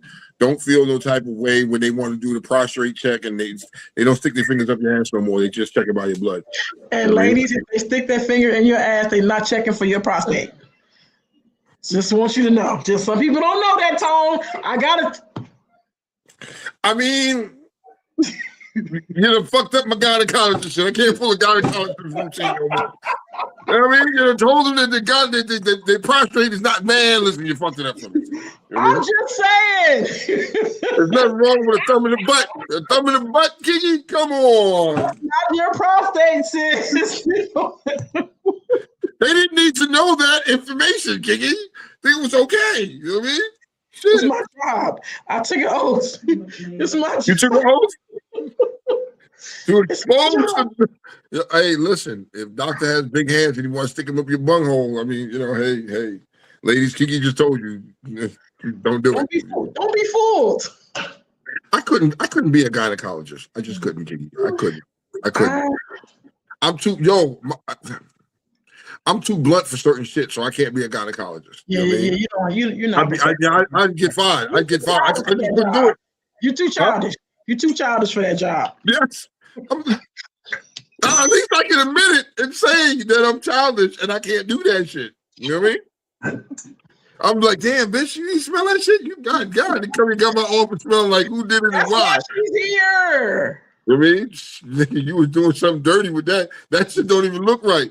Yo, I saw this motherfucking joint with this female had genital warts.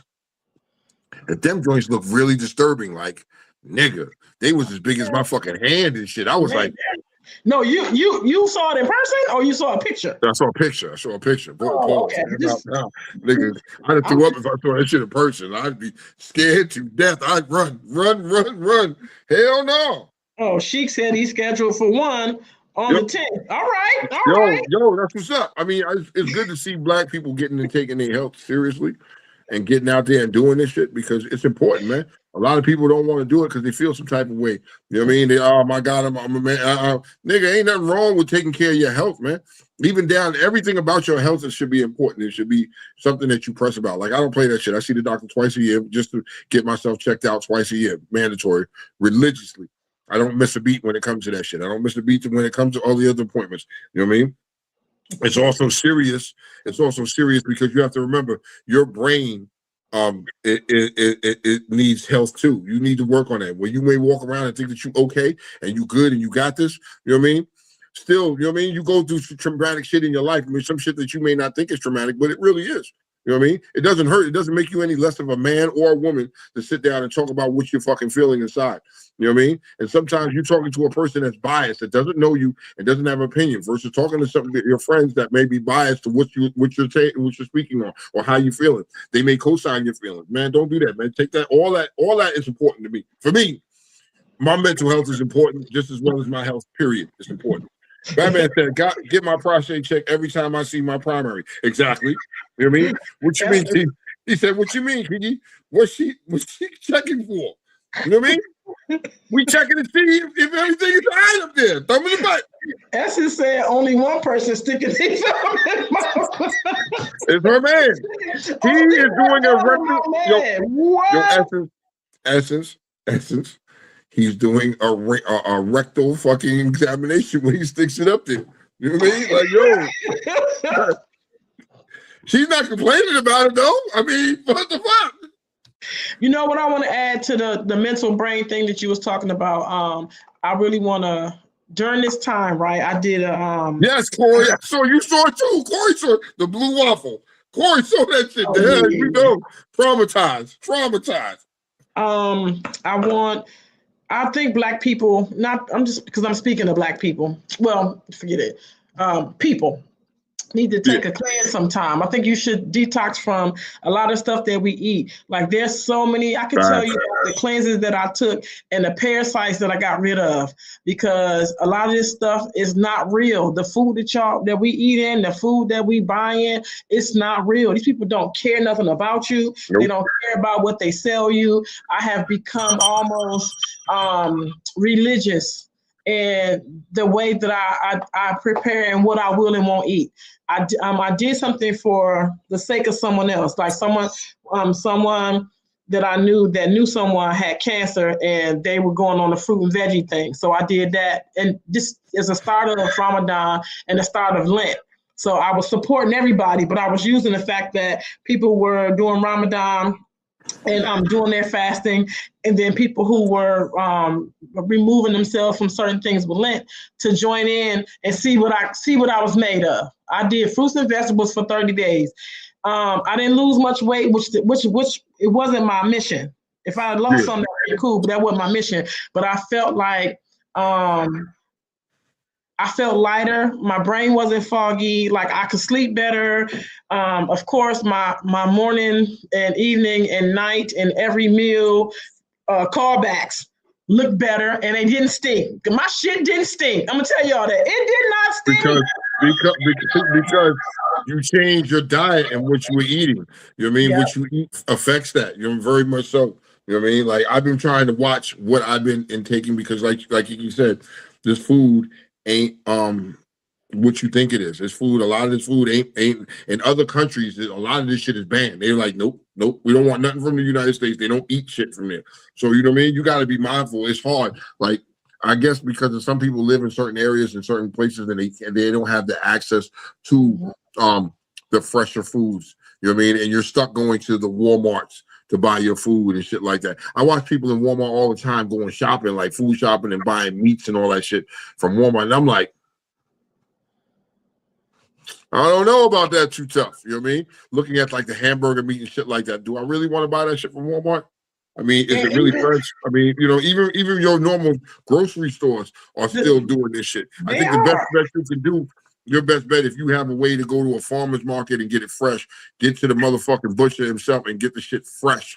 You know what I mean? It's probably your best bet. Outside of that, you know, you take, but people are going to pay for convenience.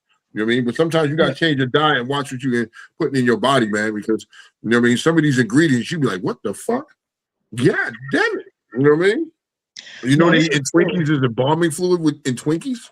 Yeah, Everything that's on that box that you can't name is a chemical. And if you could just witness the change and everything in this refrigerator is raw or fresh, and I make it like I choose. If I'm gonna eat some bullshit, I just eat some bullshit. You know what I'm saying? If I purposely know that there's no Reese's tree nowhere, that there no one is digging up my Reese's. it sure ain't. It's true. It sure ain't. You know what I No mean? Like, wild yo, Reese's. They're not catching wild Reese's. so she asked the question. He said, "When did it become suspect to make sure your health is intact?" You know what I mean? Some people take on that thought process is we don't talk about it and I feel fine. I'm healthy and I'm okay. You know what I mean? And they don't want to talk about it. You're afraid of the bad news you may get, but you know what I mean? But I don't know. Some people just don't think have the time to stop and think and take care of their health. They just keep going until they drop. Fuck that. You know what I mean? Talk to people about it. Share with people about it. Make sure that they on top of it, man. You know what I mean? You never know. Like ladies, like Esther's talking about getting her kitty mashed in the motherfucking machine. You know what I mean? That is a big thing. You know what I mean? You know what I mean? My boogie butt, she went through that shit, and she had breast cancer. You know what I mean?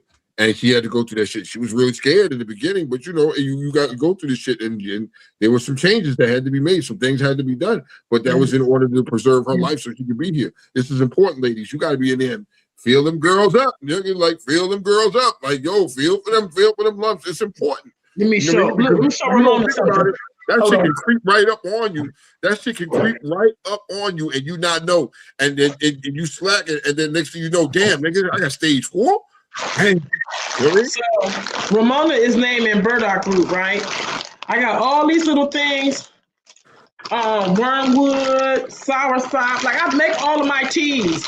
This is mullein. I make a lot of these teas and put them together. And I what's this? Yo, Ramona, so Ramona, you gotta hit me with some shit.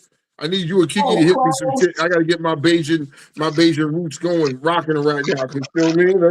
That was another thing. I just found out I'm Bayesian. I didn't understand that. But I'm Where saying you get all that from? Where you get all that from? From the international store. I go in the international store and I look this stuff up. My ginger, I juice lemons, I do all that stuff just to make sure. But I'm saying to say that they sell a lot of these supplements that they want to give you. Spider said wild Reese's is a thing.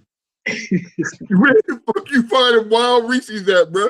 You know what I mean? Listen, I think, you know what I mean, some of these ingredients or these herbs that you have, Kiki, I think you should share that and let people, you know what I mean, look into them. And then especially like me, especially my sister, she ain't gonna play that shit. She gonna get on me and make sure that I do this shit.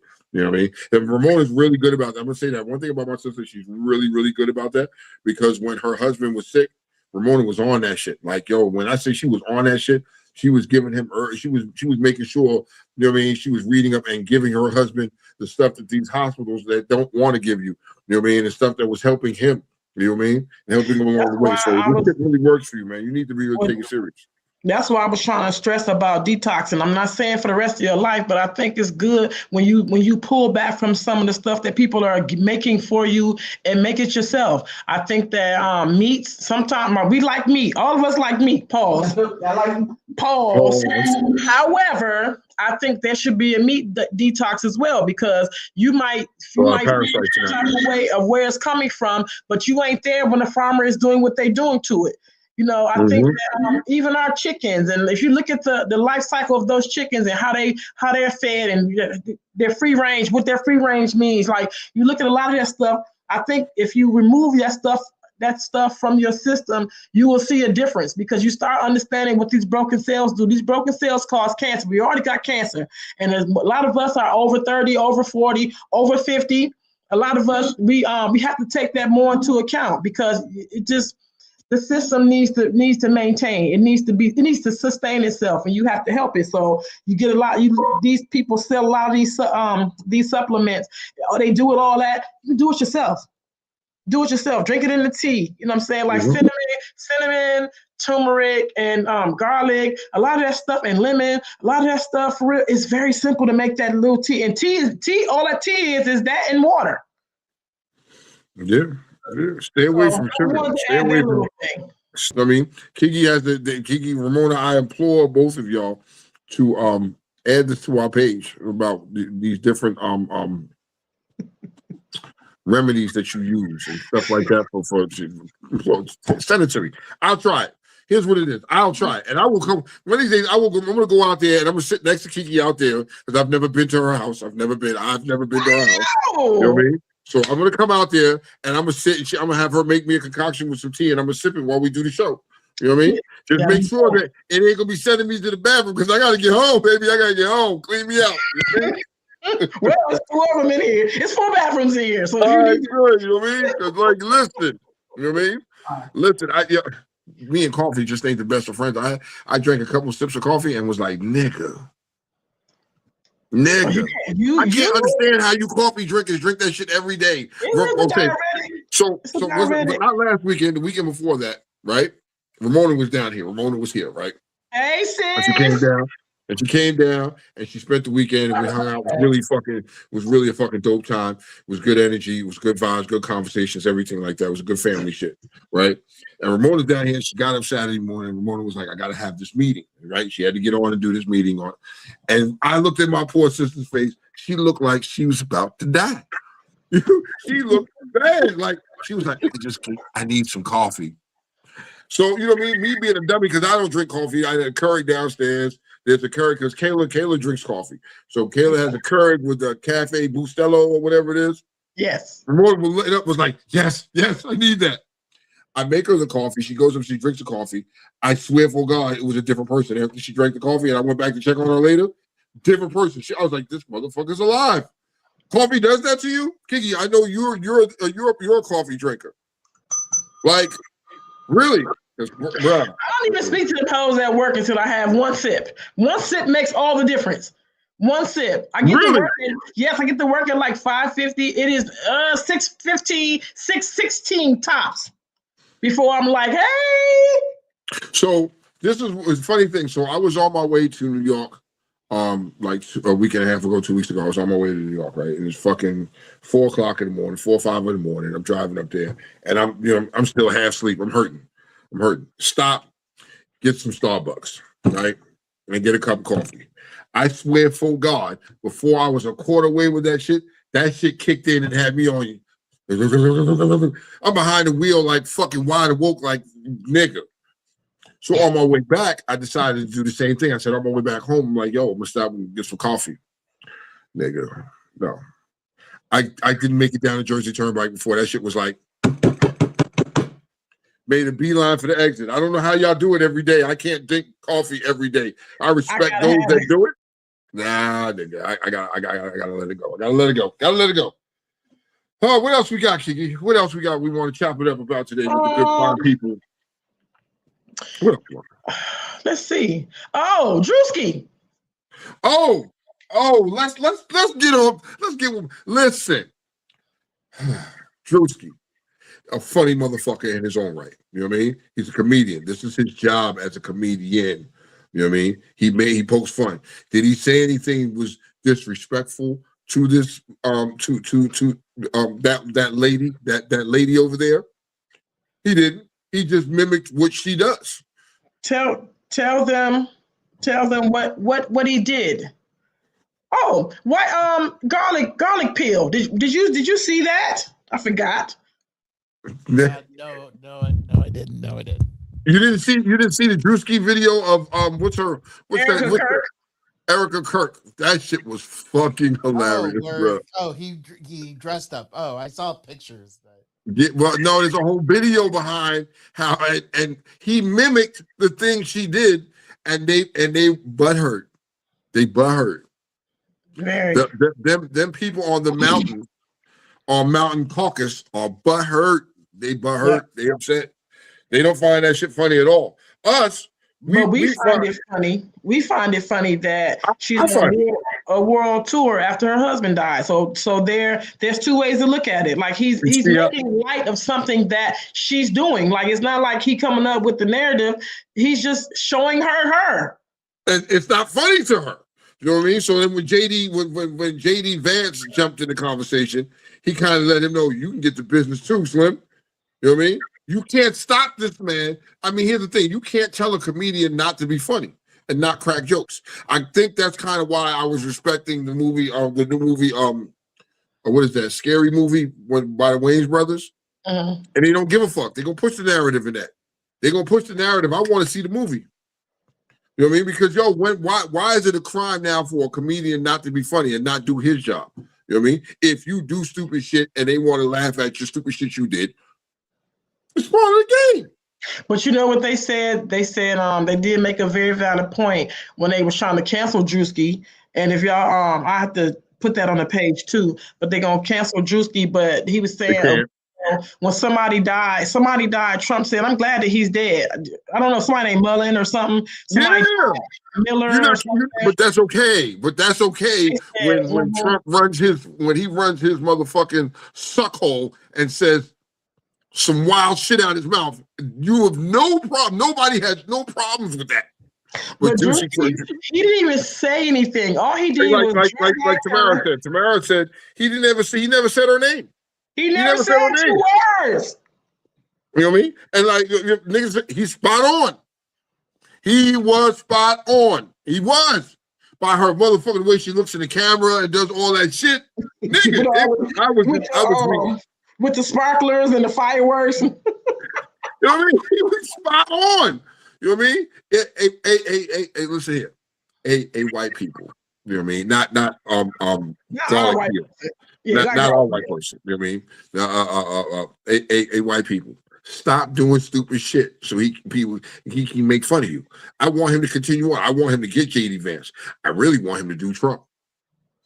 I want to be honest. I want him to do Trump. That will be some hilarious shit right there.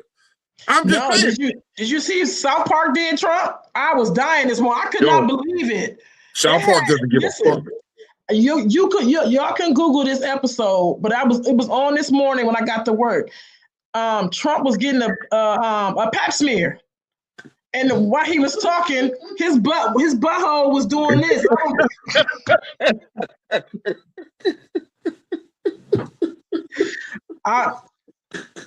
Because he be talking out his ass. Robert Mueller.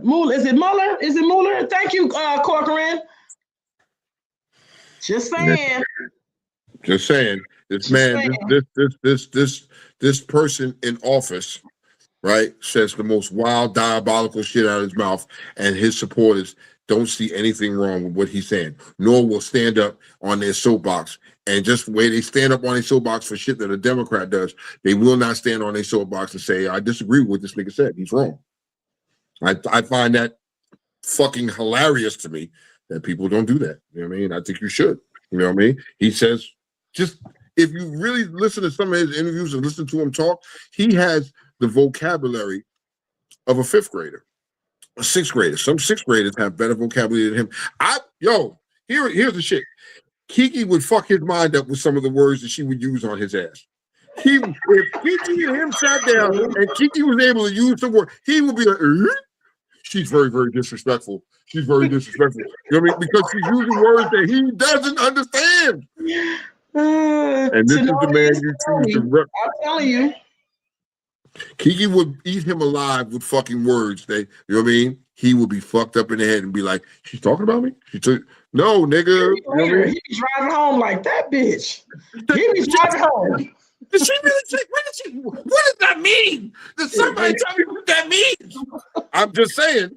But when you have a person like that with a limited vocabulary and doesn't, you know what I mean, his mind, and this is the man that we have representing this country. Well, he also is, what is he doing with the dollar? Isn't he signing the dollar? Oh, he's supposed to have his face on the dollar. He's trying to get his face or his signature or something like that on the dollar bill. It's his signature. It's his signature on the dollar bill. Like who? Really? And white man, what about the other thing with the with the garlic pill, with the what you call it, the other sites. Like he's put his name on some of the sites. I can't remember which. The I guess where people But died. Like, huh? so here's my question: with him doing all of this, and once he leaves office, will things go back to normal, or do they stay that way until the other president comes in and removes all that shit? I'm curious. Well, according to the news, he has a right to do these things. Like it's legal. But go ahead, white man. I mean, garlic pill. No, it's not legal. No, what he's been doing is not legal. Thank you. Okay, It's thank not you, legal. They said with the I think no, he's changing the Kennedy the Kennedy Center thing. He put his name on. He put his That's name on not top. legal. That's They not said legal. That was the Congress had to approve that, and they didn't. He put that on there. He put his name on there, regardless of what Congress has to say. All he's been doing is illegal stuff. So why is Congress it flying? had no time to say anything. Congress Because- is only one allowed to approve any changes to federal government buildings. So who's doing it if the approval has not been given? It's him. It's him. He's doing it himself.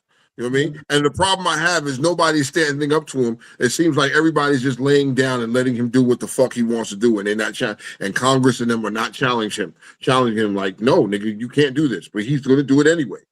And then he throws a temper tantrum. You know what I mean? Hence, why we're at war. Why is the situation going on in Iran? Nobody approved that shit. But he's showing you he's going to do what he wants to do. So, And that just shows us who our country is. Because why is a thing a thing? If the law is this, why is a thing a thing?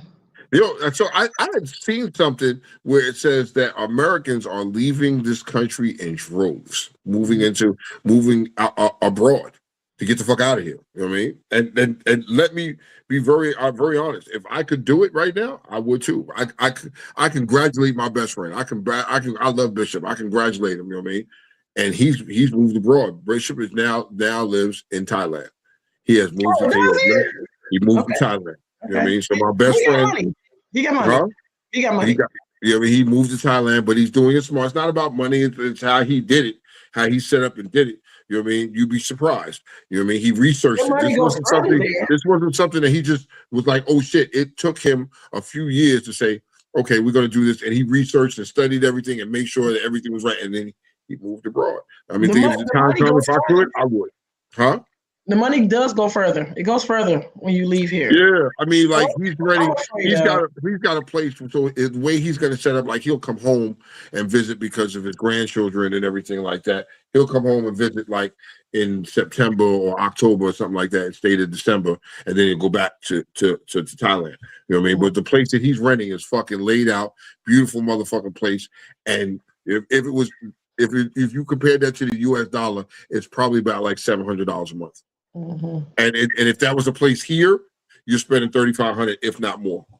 And it's just crazy. That's the amenities, everything that comes with it. So I love that shit. So he's like, "Yo, you need to come visit." I'm that nigga. I'm afraid if I go visit, I'm be like, "I ain't trying to go back, nigga. I'm staying my ass here." You feel me? I'm staying here. Thailand. I don't know where he is. I've only visited Bangkok for a hot minute, but the town that I went to, Chiang Mai, I literally was there just for a month, and I really didn't want to leave.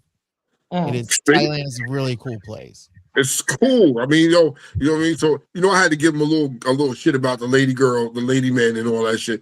And he, you know what I mean? He was like, it's not like how you think or how they portray it to be. You know what I mean? He's like, it's different out here. It's laid back. He was like, the food here is way better and it's healthier. He's like than what you get here. He's like, yo, you can eat there, and it's not about you won't get fat, but you'll get full, but you won't get fat from eating the food there because it's all healthy. So I'm really happy for him, nigga. I love him. I love him to death. You know what I mean? I think if I can do it, you know what I mean, nigga, holla at me. I'd go. You know what I mean, and not look the fuck back. You know what I mean? Well, I kind of want to stay because my grandbaby's here. My grandbaby's on his way, so him or her is on her way. You know what I mean? I won't be there for them. So well, if I had it my way, I would just go back to doing what the fuck my daddy told me, and that's it. I would go back to that. My daddy said, "Do what the fuck I say," and he took care of everything. I just want to be that. I want to be that age. Yeah, I mean, I mean, we you know, one of our misconceptions as we got older, we was like, we want to be grown. I want to be a grown up. I want to do what I want to do, nigga. It's not what it's not what it's cracked up to be. You still can't really do what you want to do as an adult. No. You would do some extra shit that you couldn't do as a minor, but you know what I mean? It's not what it's cracked up to be. If I could go back in them days, I would do shit completely different. Now, I would do things differently, but yeah, I would do things differently. I would just want a whole new goddamn life. You know what I mean? Okay. Well, we think we got like a few 10 minutes. I think then we'll be sufficient. But I need to ask about what's your opinion on this curfew? Like, and what's what curfew? What are you talking about? The curfew for the kids? The curfew for the kids. I think you should have a curfew. Here's the fucking thing with that. You know what I mean? One of the fucking things with that is your fucking child shouldn't be running around causing mischief in the middle of the fucking night. At a certain time of night, why your kid outside running around causing problems for? And it's not like they're in groups doing wild shit. No, I think the parents should be held responsible for that. You allowing your child to run the street and do what the fuck you want to do. And then when Joe Schmo's child does some shit, you're like, oh my God, but my kid is an angel. He does nothing wrong. Bullshit. Your kid was running around causing mischief, getting in trouble. But you were okay with that. I think, you know what I mean? That's one of the things I grew. Yo, lock these little fucking badasses up. Hold the parents responsible for the action. There should be a curfew.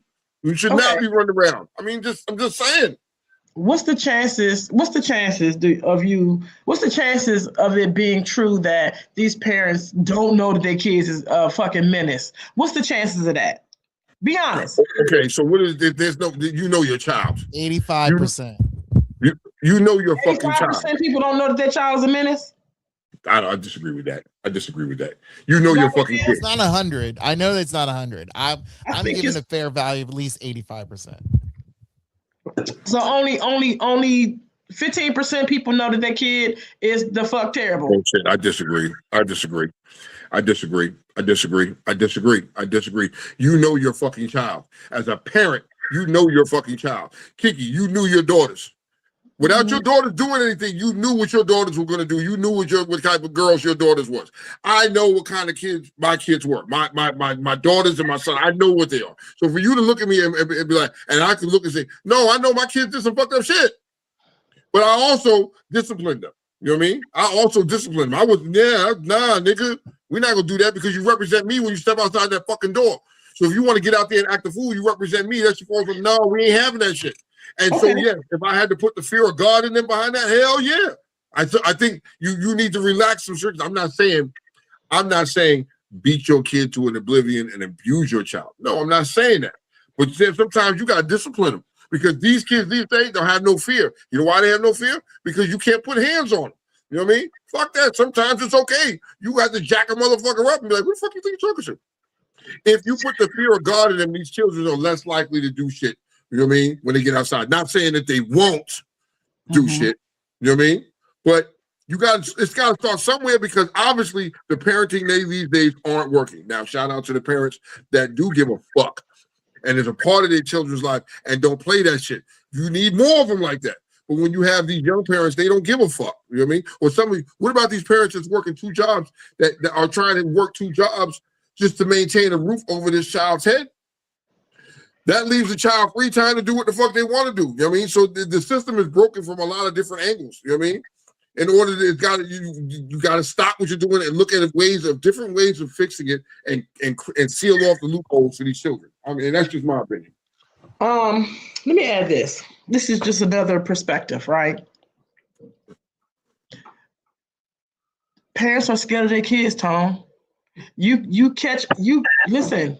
You find a gun in your son's room, your son talk the biggest shit he got to you, and these kids, they talk it to me, they talk it to the teacher, they talk it to all the adults. Okay. Let me finish. Okay, go ahead. I'm not saying that kids should be afraid of adults, but I think there should be some respect given to adults. And I think that a lot of the time, because they talk shit to the police, they talk shit to everyone. So who are you? So where does that start from? Where does that start at? Because your child didn't wake up one day and just do this shit. You've been lackadaisical on them and allowed them to get away with this type of behavior. And it's grown into the problem that you have right now. So if you're going to blame anybody, you got to start looking at yourself, because you allowed your child to start talking and acting like that. You did as a parent. So when your child is not listening to you, that's a direct result of your parenting. It's nobody else's fault. It starts at home. It starts at home with you. I wish the fuck my kid would look at me and, nigga, what? There's a difference. Now, what I say is gold. What I say is golden. When I go, I don't give a fuck. You think about talking back and be like, fuck that. Nah, nigga. Because there was a respect and a fear. You know what I mean? If I thought about talking back to Catherine like that at that age, hell no, nigga, you got me fucked up. You know what I mean? Because I knew it was coming. I never thought of it, but I realized that a lot of, like, I got a lot of young kids that come into the shop where I work, right? And for real, I'm a hard ass on people because, one, I demand respect for me as an adult. Like, it took a lot to get to my big old age and not be talked too crazy by a kid. Even your kid, I'm not fucking having it. So I feel like you should do the job that you got to do, because your kid don't run across a nigga like me and don't give a fuck about your child. And then you on TV crying. You on TV crying because Joe Schmo done beat the shit out of your kid, or Joe Schmo done killed your kid. You crying now. When you had the means at that young age to direct them and guide them and teach them that their behavior is wrong, but you're not doing that. You can't tell me now you're afraid of your child. You know what I mean? I used to see a lot of this coming up as a kid. I hate to say it like this. I saw more of it on the white side than the black side. In the neighborhood where I came from, yeah, nigga, when you was tough ass in the street, but when your mama came, nah, nigga, when your parents came, there was a different type of respect level there for your parents. You know what I mean? But I saw a lot of that on the Caucasian side. The Caucasian side, I watched white boy. I see this white. I just one friend back in the day. His name was Chuck, white boy, right? Went to school, went over his house one day, and the nigga looked at his mother and was like, "Shut up, bitch, make us something to eat." And I was like. And she was like, why do you have to talk to me like that? Oh my God, you hurt my feelings. And I'm like, nigga, in my mind, and I looked at Catherine and be like, shut up, bitch, make me some nigga. I'm gonna tell you, that would have been my funeral right there. You know what I mean? I was looking at some reels on YouTube, right? And I see a lot of these TikTok pranks and YouTube pranks, and they play with their parents. They say these wild for game, for jokes, for laughs, and the parents be laughing and shit off. I feel like I just ain't to be played with by you or nobody else. I don't even let adults talk to me crazy, but I feel like the kids, they do that because the parent will let them. It's funny. It's funny. So here's the thing, right? I remember one time I was a kid, right, and I had heard this dirty joke, right, and I went to go say this dirty joke. I'll never forget this. I went and said it to my dad's, right. I looked at dad's and I said this dirty joke, and the way that nigga looked at me, you know what I mean. And then my mother came from around the corner, nigga. I like the soft, and now nigga never again. I don't talk to you know what I mean. I don't allow my kids to talk to me like they friends. Now what the fuck? I ain't your fucking friend. I'm your parent. You know what I mean? And I ain't gonna allow you to do some shit to fuck your life up. You know what I mean? That's just. I mean, but the problem is these parents, like what somebody just said. Somebody just said, these parents want to be friends with their kids instead of being parents. You know what I mean? So you know, when he said we stick to an electron. Batman said we stick to an electronic device in their hands at 6 months old, and that raises them. They have no emotions at 6 years old. That's no lie. Yeah. That's no lie. That is no lie at this point. So we are part of the fucking problem. Look, you know I mean? Tavia said if they know you will bust their heads to the white meat, they will think twice about acting up. And Spider said the same parent be on TV crying. Yes. He was a good kid, man of the house at 13, but killed trying to steal somebody's car. That is, and so there's the problem. So what Batman said, I'm gonna piggyback. Batman's 100% right about that, because here we come from a generation where we didn't have cell phones. You know what I mean? There wasn't no cell phones, and you could just stick a cell phone, electronic device on our hands, and send us on the way. We didn't come from that. We come from we're cut from a different cloth. And a lot of these kids these days, they feel entitled. You know what I mean? They feel they and like you said, they have no fear. You put a phone in their hand, and that becomes their best, and everything is at the palm of their hand that they want to see it here. You know what I mean? They know you can't do shit to me. And if you're the parent that's going to sit back and just be like, I'm gentle parent. Gentle parenting is nigga. But Tone, what do you do the day? What do you do the day that Harley Saki Jr. decide? I ain't talking about AJ. I'm talking about Harley Saki Jr. Just come up and get in your face like he want that smoke. Like he's never done it. He's never done it. I'm giving it to him. I'm giving it to him right then and there. Right then and there. I'm giving it to him. You know what I mean? And there's the thing. It's the pecking order in the house. You just asked for a title shot. Okay. I'm going to show you why I made it to this age. I'm going to treat you like a nigga in the street is going to treat you, and I'm going to drag you and bust your fucking ass. And then when I'm done, I'm going to love you. I'm going to love you, but in that time, I'm going to beat the dog shit out of you. I'm going to beat the dog shit out of you and let you know that I ain't to be played with. I don't give a fuck at whatever age is. Yo, I'm a grown-ass man, and I still see the old mother inside me, and I'm like, I ain't trying that old lady. Oh, no. She may be a little old lady now, but I still have that in my memory of what the fuck. Nah. So I'm going to give that child that motherfucking ass whooping that they direly need. Beat your kid's ass. You know what I mean? And when they want to jump up and still talk shit, beat that ass again. Beat that. I'm not saying beat them to kill them, but beat that ass. Sometimes a stone cold ass whooping. Like sometimes you got to remember, you got to treat him like a motherfucker in the street's going to treat him, because a person in the street is going to treat your kid the same way, if not worse. I'd rather be the one giving it to my kid instead of somebody in the street giving it to my kid, because I didn't do my job as a parent. Got me fucked up. Hell no. You know what I mean? What happened to the days? What happened to the days when you were stepping outside the child and it was Mr. Such and Such or Mr. Such and Such? Yes, ma'am. No, ma'am. Yes, sir. No, sir. No, they say, yeah, nah. What? Somebody called me. Somebody said, what's up? I said, how you doing? What's up? I said, who you talking to? Boogie said access to these phones and social media too early of an age plays a part in it too. And it goes back to what you call it said. 6 months, you're shoving the phone in their face. That shit is crazy though. And so here's the reality. You watching these kids and they get tablets at young ages. They got a tablet and they can just surf whatever the fuck they want to surf. I don't agree with that. You know what I mean? Hands on with your kid at that young age. At that young age, they're a sponge. They're going to absorb everything they fucking see and hear. And you're just sticking a tablet and letting them learn on their own from whatever the internet is telling them. You got to take responsibility for that. You got to take responsibility. Hell no, dead that shit. Teach them. Sit down with them. Read a book. Hell, if you can't read a book, get somebody who can. Both of you motherfuckers can learn to read a book together at the same damn time. You know what I mean? Well, you know what? I'm grateful for. I'm grateful I wasn't a cute kid. I wasn't cute. My sisters were so cute, and they was bad as shit. Like nobody ever wanted to. Like people have a hard time like disciplining pretty girls and cute boys. They have a problem. What do you say? Batman, right? He said they've been playing Grand Theft Auto for the past years. Mind conditioning, Grand Theft Auto. They've been playing these violent games and shit like that. You know what I mean? I'm on Call of Duty, and this kid had to be like 7, 8 years old, was talking shit to me, and I'm like, nigga, this is 2:00 in the morning. What the fuck are you doing on here? What the fuck? I wish the fuck my kids would. It wasn't like that for them back then. It wasn't like that.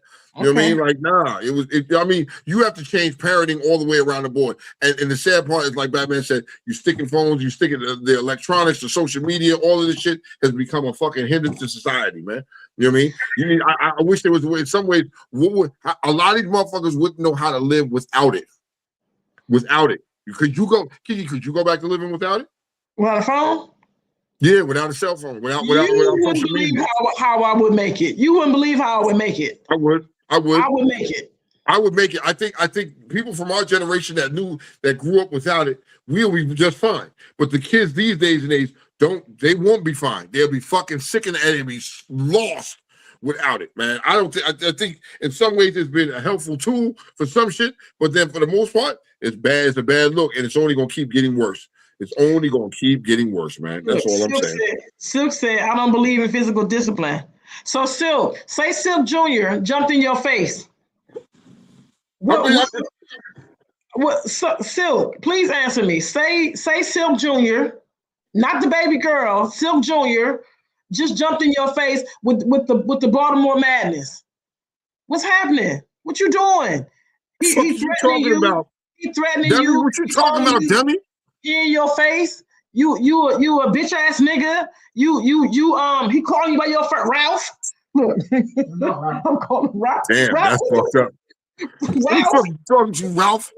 Fuck is you dummy? What you talking about, dummy? Shit like that. Nick, What you doing? I want him to answer that. I'm waiting for I'm that not answer. saying that everybody has to do the physical discipline. I only had to do it a couple times because I did it because I told you I was going to do it. Listen, I have to show you this. There is hierarchy in this house. There is hierarchy. I am the big dog. My daddy always told me I'm the big dog. I definitely am the alpha in my line. Yeah, you're supposed to be. You know what I mean? You're supposed to be. At the maker out of your family, you're supposed to be, you're the alpha. You're the alpha. You're the omega. You know what I mean? Like, what the fuck?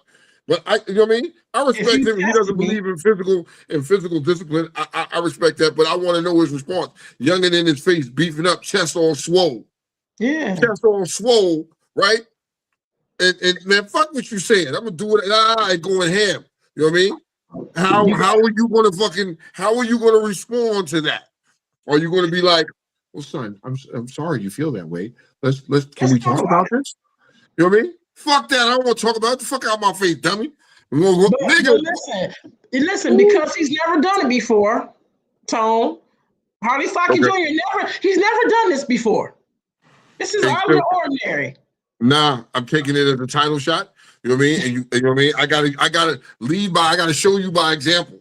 You know what I mean? Off the rip. I'm not even gonna think nothing about that's how you feel. And the next time you blink, you know what I mean? That motherfucking left coming across your jaw and it's on. And I'm gonna give you what you want. I'm gonna forget that you Harley Saki Jr. I'm gonna forget that and I'm gonna treat you the way you want to be treated and show you that this is not a game over here. You know what I mean? I am like you said, I am the alpha. I am the omega. I am the one all be all. My word is king in this house. You know what I mean? I don't give a fuck what you saying, but that's how I choose to deal with it. You know what I mean? I guarantee you after that, you won't have a fucking problem no more. That motherfucker, sure enough, think twice, be like, do I want? Nah, it ain't even worth it. It ain't worth it. I'm not even gonna bother with that shit. You know what I mean? And you're gonna stop, and you know what I mean? And if your child knows that if you're out in public and you're disrespecting adults in the same way and doing and acting like that way, like you acted towards me, and you have to come home and deal with me, I'm telling you that's gonna start that ass whooping is gonna hurt. Damn, nigga, I don't want to get fucked up like that again. God damn, you know what? It's not worth it. It's gotta start somewhere. You gotta start somewhere because it's only gonna get worse, man. Look. Especially if you're just throwing out threats, you just repeating yourself. No consequences ever come to them. Like, I don't even believe you. I mean, yo, what are you talking about, Rick? Ricky said Silk is a lie. He's the same one that told me not to beat my boy up. He told him just not in the face. What the fuck is the difference? Told him to beat his son. He just told him just not in the face. So hold on. So a police officer, I remember back in the days with me and my ex, right? And a police officer came to the house, and the police officer looked at the child and was like, "Your parent can discipline you. You know what I mean? As long as they don't leave marks." So I looked at right in front. I was like, "Bet, say less, say less." Body shots were a motherfucker. Body shots. Not if you didn't have to leave marks or bruises like that. You had to learn shit. Beat a nigga with a motherfucking with a telephone. Remember back in the days you get the old thick ass telephone book. Beat a nigga with one of them shit like that. Come on, man. Ariana said, "Hey, Dad." That's my pregnant. That's my pregnant baby right there. That's my chocolate. Congratulations, Ariana. Yeah, what's up, baby? You know what I mean? Yeah, this child. But see now, prime example. My daughter here, Ariana. She's not that type of kid. You ain't wasn't out there looking for shit. I like her. She's not that type of kid. So you know what I mean? Do you have to accredit that to how our child was raised? You know what I mean? Her mama didn't play that fucking shit. You know what I mean? And it's not a disrespectful child. You know what I mean? So if somebody was like, "Oh, your child going wild in the street," I'm like, "Yeah, you lying," because I know my kid. You know what I mean? Yeah, if a child at home, they're gonna wild out. They're gonna show you their type of behaviors at home. Niera, she was the child, was to show me her behaviors at home, how she acted in the house. I was like, "This is how you act in the street." Okay, listen here, motherfucker. I got caught up. Now I was a good kid. I just got caught up. I was dumb. Spider said I had to show all four of my sons that I could take all four of them at one time, and still only we're going halfway. They said B being a Marine was an unfair advantage. So you don't know. But it doesn't matter. But see, he had to show all four of his sons. Now, Spider, what kind of problems do you have out of your child after this, bro? What kind of problems you had? Have you had any of them disrespectful problems after you gave them that title shot? How did they fall in line after the fact? I'm just curious to know. I bet you didn't have no more fucking problems out of that, and they straighten their ass up. You know what I mean? I'm telling you, this is where you have to pick someplace where it has to start with these kids. Yeah, you have to start somewhere. And this gentle parenting, this bullshit, and all this shit that it ain't working, man. It ain't working. It ain't working. I'm gonna tell you something that I always knew and I always believed. Fear and love can't exist in the same place. I can't love you and fear you. The fuck out of here. The fuck out of here. Why can't you? I can't fear my kid and love her. No. Oh, my kid. Oh, you know what I mean? Hell no. Yeah, no. Fuck out of here. Look, I feared my mama and I love my mama. And that's my real kid. shit. I can't fear my kid. And my mama, she took that up. Yeah, like, I'm not fearing my kid. No. Nigga, I come from the shit. I brought you in this world. I take you the fuck out. I come from that fucking generation. And they literally meant taking you the fuck out. You know what I mean? I think I died a couple times in ass whippers, and she beat me so bad I came back to life. You know what I mean? But I'm just saying that's what it is, right? So now y'all know damn well all my kids and grandkids have accidents around here. They magically and majestically fell down the stairs, fell off bicycles, tumbled on skates, shoes, pots, and pans, and magically flew across the room. Somehow they ended up hurt, and none of this was digitally recorded. Yo, that shit is classic. See, even Devin said, he was like, the feds told me the same. Beat them, but don't leave marks on the face. Everything else can be accidental. Come on, Day. Come on, Day. Serious shit. So why not? So why aren't you taking these positions with your kids? He's just a kid. This is where it was explained to me as a kid, and I explained this to my son. I said, you ever look at a tree outside? When a tree is first born, it's coming up, it's bendable, it's flexible. You can bend it, you can do whatever the fuck you want to this tree, right? Because the tree is feeble, it's weak when it's young. Mm-hmm. But then you get this tree that's been around 30, 40 years. You're not bending this tree. You're not doing anything. You know what I mean? I am that tree that's been around 50 years. I'm not bending, I'm not breaking, but I'm going to break you, though. I'm going to make sure I'm going to break you, though. You know what I mean? I'm going to hit you in places where you're going to think twice, be like, you know what? I just don't think I want to try this nigga again. Like I said, like Sil said, all kind of shit. Don't leave marks. Nigga, I'm going to beat you like a nigga in the street, but I'm not going to touch your face. I'm not going to touch your face, but I'm going to beat you like a nigga in the street. I'm going to beat that body up so motherfucking bad. I'm going to tenderize that shit. Zoo shot, baby. I got to get one of them glasses. It's child discipline. You know what I mean? I think that it needs to be a thing these days. It needs to be more. We need to address it more. Child discipline. Your kid. Child discipline needed to be, you know what I mean? It needs to be a thing. You can fix your kids this way. You can fix some of these problems. But some of these kids is too far gone. Yo, some of you adults need to square up with one of these little youngins, you know what I mean? And beat the brakes off of them. You know what I mean? This is what it is. Either that or you're going to be on the news saying, my child was so good. He was a good little boy, but he was over here trying to fucking rob the old lady or shoot somebody. But he was a good boy. He didn't do that, man. Bullshit. Now he's motherfucking pushing up daisies. Okay, garlic peel. I'm very interested in knowing your opinion on. I already know. Garlic peel, what you say? Watch what garlic peel says. I think garlic peel stepped off. Is there? No, I'm here. You already know the answer. Ask garlic peel the question again. Yes, ask the question again. Okay, we were talking about disciplining your child physically. Is that would you agree to that or disagree? What's your opine? I am in agreement for in this day and age. I think it's needed. I feel like talking to him just doesn't work. It doesn't seem like it works, and especially um if certain parents are in a submissive manner, so that you can kind of tell there's that person was probably there's limited authoritarian voice in in their DNA. So yeah, I think there has to be some form of discipline, especially when it comes to as they say, people of color. um and most recently, you guys were talking about the curfew, which it just didn't make any sense.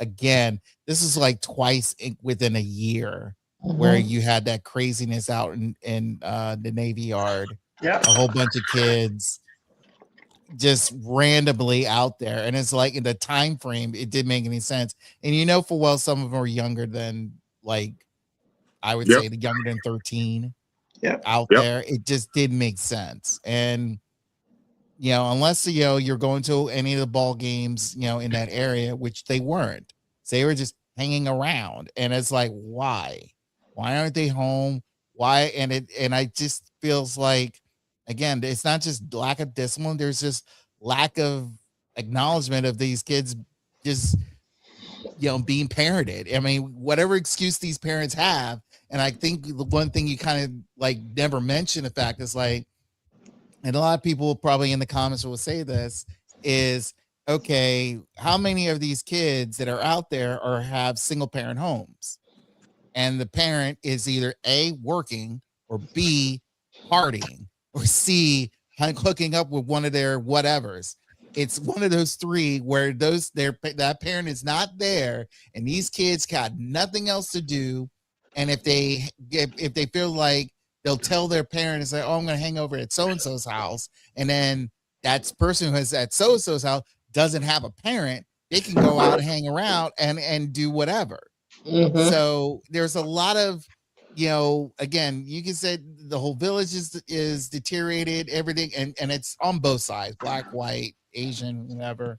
It's just crazily bad, and you have to get back to its proper discipline. And if it's a spanking on the ass, fine, because if I can't get it through you verbally, and mind you, physically, you can scream and yell about, oh, I'm gonna call child protective and all that stuff, and it's like, for what? For disciplining my kid? I mean, it's just, unless it gets to the point where it's like you, again, showing welts and all that stuff. And mind you, we're all joking about, it's like, hey, but as long as you use a phone book or whatever, stuff like that. But honestly, it's like, look, the old belt method worked for me, and I'm fine. I haven't been, gotten a belt whooping in like 50 years. So, but still, it got to the point where it's like, let me correct the math, 40 years. I'm not that old. For some people think that I'm that old.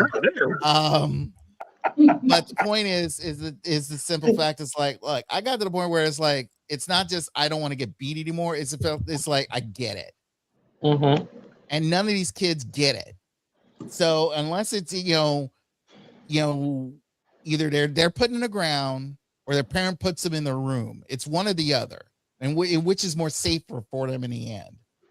Right. So that's how I say it. So yes, discipline your kids. I mean, yeah. So Tavio said only at an early age, Tone. You start too late, you might have to put them to sleep. I mean, isn't that the point? I agree with that. Isn't that the point of starting early and not waiting? You have to start at that young age. Like when Batman was talking, you have to start correcting them behaviors when they're like fucking a baby. And then they at that sponge age, you got to correct that behavior then. Don't be letting your kids fall out in the fucking store, be screaming and throwing temper tantrums. Boy, listen, I was that parent. If my child wanted to do that shit in the store, I look at you and be like, we got a fucking problem? All of a sudden, nope. Because they knew, I don't give a fuck about these white people. I will spank your ass right here. The fuck is you doing? but you at a young age, I'm starting it. I'm making that I'm making that a trend at a young age. So when you get to them teenage years, you're like, yeah, I don't think I want to try that. I don't think I want to try him. I don't want to try him because I know what's going to come with it. Hell no, you have to. You know what I mean? Now, great. Wealth came with whooping. You know what I mean? Like, yo, that back in the days when you got an ass whooping and you went to school, you didn't better not say nothing to nobody. Sit your ass there. I didn't give a fuck if my ass was swollen out. I'd sit there like, God damn, this shit hurt bad. You know what I mean? I didn't give him a chance to whoop me no more. It didn't take a lot for me. And then two, I knew that my aunties could do it, my uncles could do it, my grandmother could do it. Like, everybody could do it. Anybody could do it. So I remember my grandma whooped me. And then when my mother came through the door, my grandmother told my mother when I did it, and my mama whooped me. I said, God damn, 2 ass whoopers for the same crime? That's diabolical. But yo, it's what you have to do. You know what I mean? Now, Kiki, let me ask you something. London comes in the door, and London looks at you, and I don't want to hear what the fuck you saying. Get the fuck out of my face with all that shit and going ham. You know what I mean? In the most disrespectful manner ever. How is Mama Kiki going to handle that? Is Mama Kiki going to be like, London, we need to talk?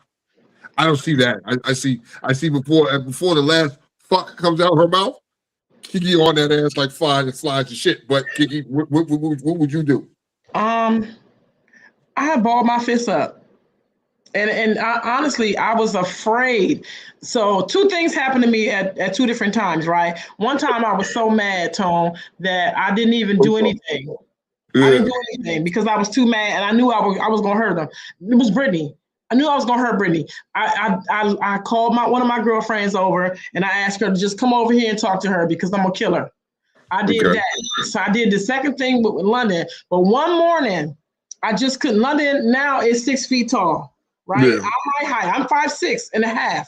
Yeah. I come home, and she said to me, she called me the night before and said, Mom, can you bring me some batteries home? London was an old Johnny come lately ass nigga. Everything that's due today, she's doing the night before. Okay. I didn't play it today because I let you fail. They were smart, but dumb. I let you fail. Like you need to prepare better because what you do comes from me, and I don't run your emergency on your behalf is not emergency on mine. So you need to put this shit together. So then what I said to her, remind me in the morning. She forgot. I got home and she was like, I was in her bathroom. I couldn't make it to my bathroom. So I used her bathroom and I'm in the bathroom and I come out and she's standing there. I look up, I said, what's up? She said, Mom, did you bring the batteries home? I was like, no. She screamed so loud. I was like, bah! I punched her smooth in her ear. And she couldn't hear for half of the day. I'm not even lying to you. She said, my ear is ringing. That hurt. I said, that hurt when you hollered in my ear. Because one thing is for certain, 2 things is for sure. We got to understand how we got here. Now we having a conversation. Because how the fuck did we get here? You forgot to do what I asked you to do. You don't yell at me, nigga. You ain't got $1. Facts. You got $1. And if you don't remind me, because that could have been simple. So it's very few times I had to put my hands on them, but I made sure that it was powerful and I made sure that it sent a message. Like, I'm not about to be doing all this. I told you, like, you don't talk to me like that. I'm not your fucking child. I'm not nothing to you but your mama. So Batman, said garlic peel makes his right. I will not call daddy a bitch 100 times. What? I can't get it out. Batman said garlic peel makes his kids right. I will not call. I'm sorry, I can't get it out. Oh my God. Batman is back, yo. Batman is back. And garlic peel back already, bro. You ain't see what Ricky said that garlic peel was a timeout kind of guy. You didn't. I saw that. I don't think so. I think. Well, I don't think so. He said what he said. He not when scared. He was like, when he said he gives a whooping on the ass or beating on the ass, I was like, no, spanking on the ass. That's some proper shit right there. You know what I mean? But ain't nothing wrong with that. I mean, when you look at some of these people, so fucking what's the name said? Tim said CPF showed up here once. the paper lady became disrespectful, and Marcia locked the door with her inside our home. She instantly became the sweetest woman on earth. Yo, shit, man. Listen.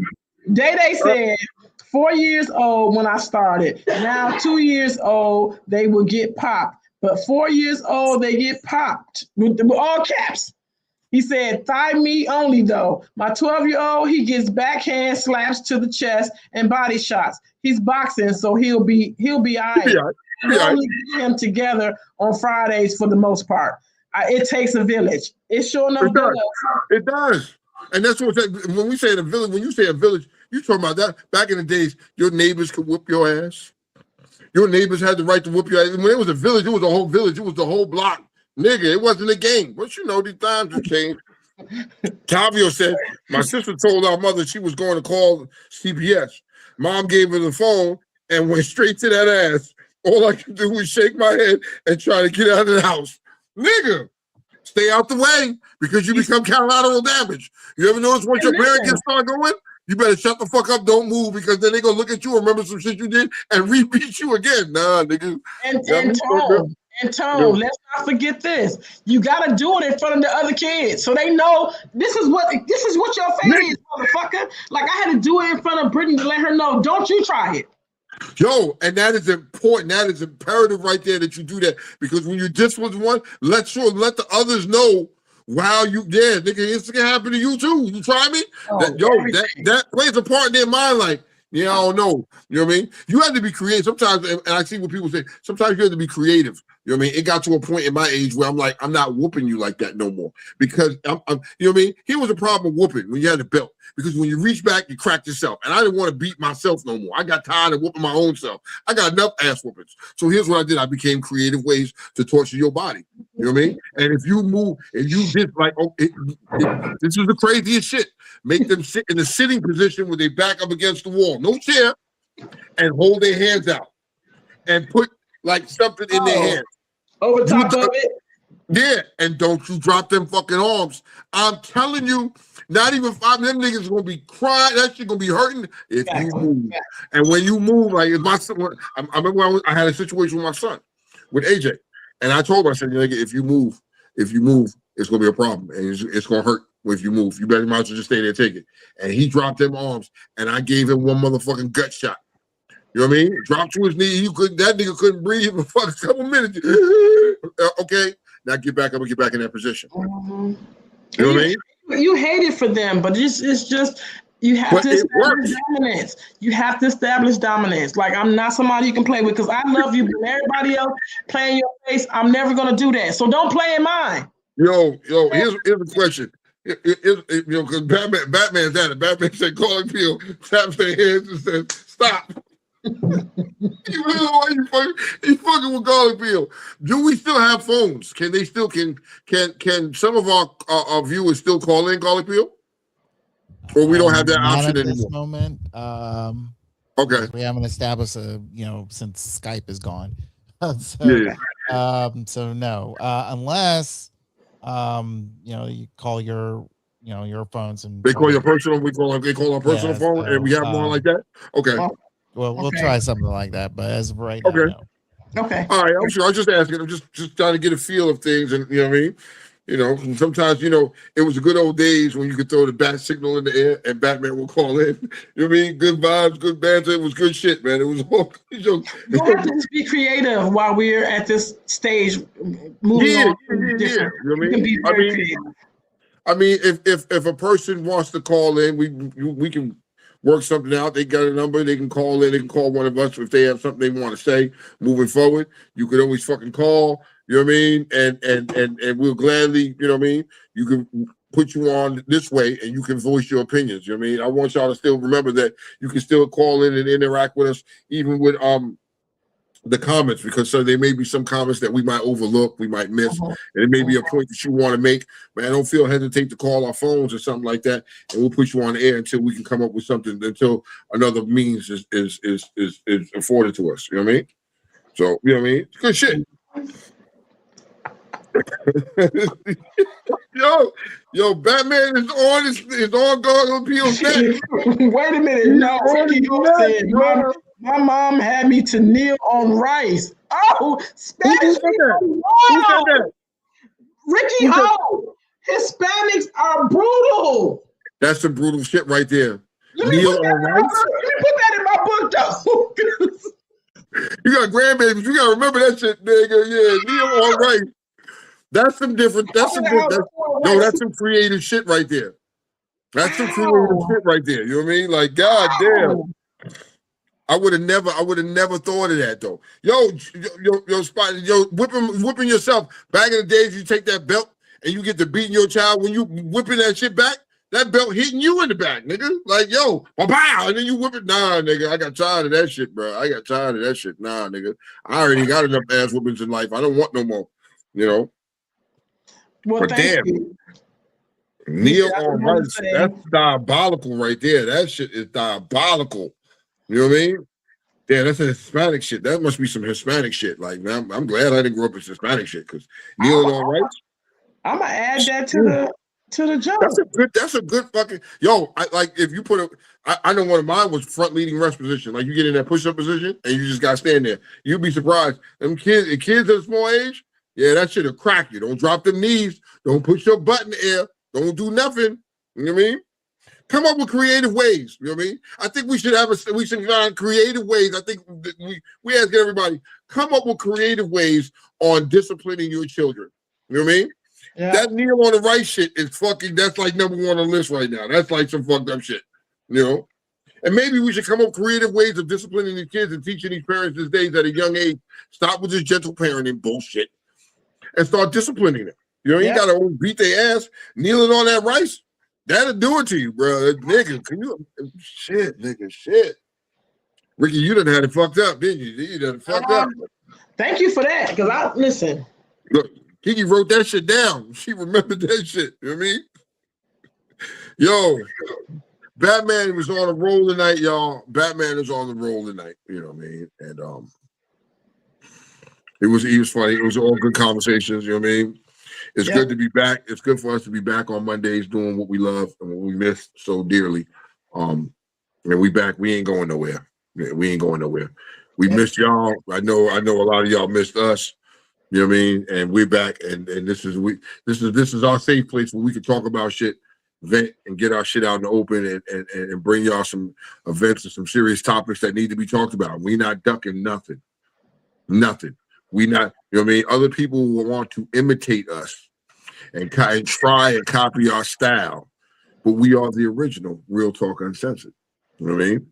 Everybody else that has tried it has failed. We still kicking it. You know what I mean? Please remember that. You know what I mean? So glad to be back, Kiki. I'm glad to be back doing this with you again. We just was freestyling today, no structure. We just trying to get the rust off of us and get back into the groove of things. I think, you know what I mean? It's pretty cool. Eventually we're gonna get back to the structure of the show. You know what I mean? You know, I miss my favorite fucking topic. I miss it. I miss a top tier called Cassidy. I miss it. I miss that shit. You know what I mean? And I am gunning to find y'all the toppest of the tier. And yeah, you know what I mean? And that's just what it is. Creative torture is what we're gonna call it. Then we're gonna call it creative torture. You know what I mean? Whatever it is. You can't say torture because the CPS people will be like, oh my God, no. You know what I mean? It's creative behavior correction. That's what we're calling it. Redirection. That's what it is. You know what I mean?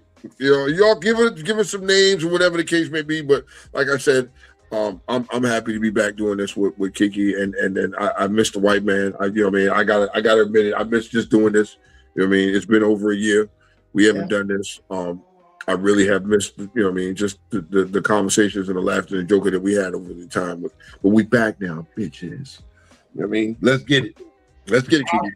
Okay, I want to give my piece. I thank everybody who stayed up with us. I know it's a work night. I appreciate y'all coming on. I appreciate all of our family members who came in and gave their comments. We take everything, we read everything, and we take everything into consideration. I thank you for giving us things that we didn't know and helping us to understand your level of parenting or whatever our topic is about. We thank y'all for taking the time to write that.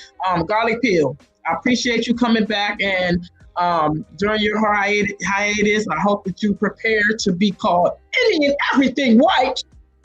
Yeah, because garlic peel, that shit was diabolical. Garlic peel is still surprising. So I I think in a year, I thought after all these years, she had ran out of shit to call No, you sir. something Never, like. never. It never stopped with her. Lord knows. I kind of look forward to see what the hell your name is going to be next week. I mean, shit. You know what I mean? Okay. But So we back Mondays. That is what it is. Monday, 7:00. Y'all, please do me a favor because now we need our numbers and our views to reflect the family members that's supporting us. We need everyone before you leave here to like this. If you can, just give it a share. The topics will get better. You know how we do. The topics and the conversation will get better. Just be with us while we shooting in the gym. We get back. Right now until we get back to this groove of things and get back to our topics and you know what I mean, all of the shit that we used to do before. We trying to enhance that shit now for you. So we back. So look, I'm Tone. I'm Kiki.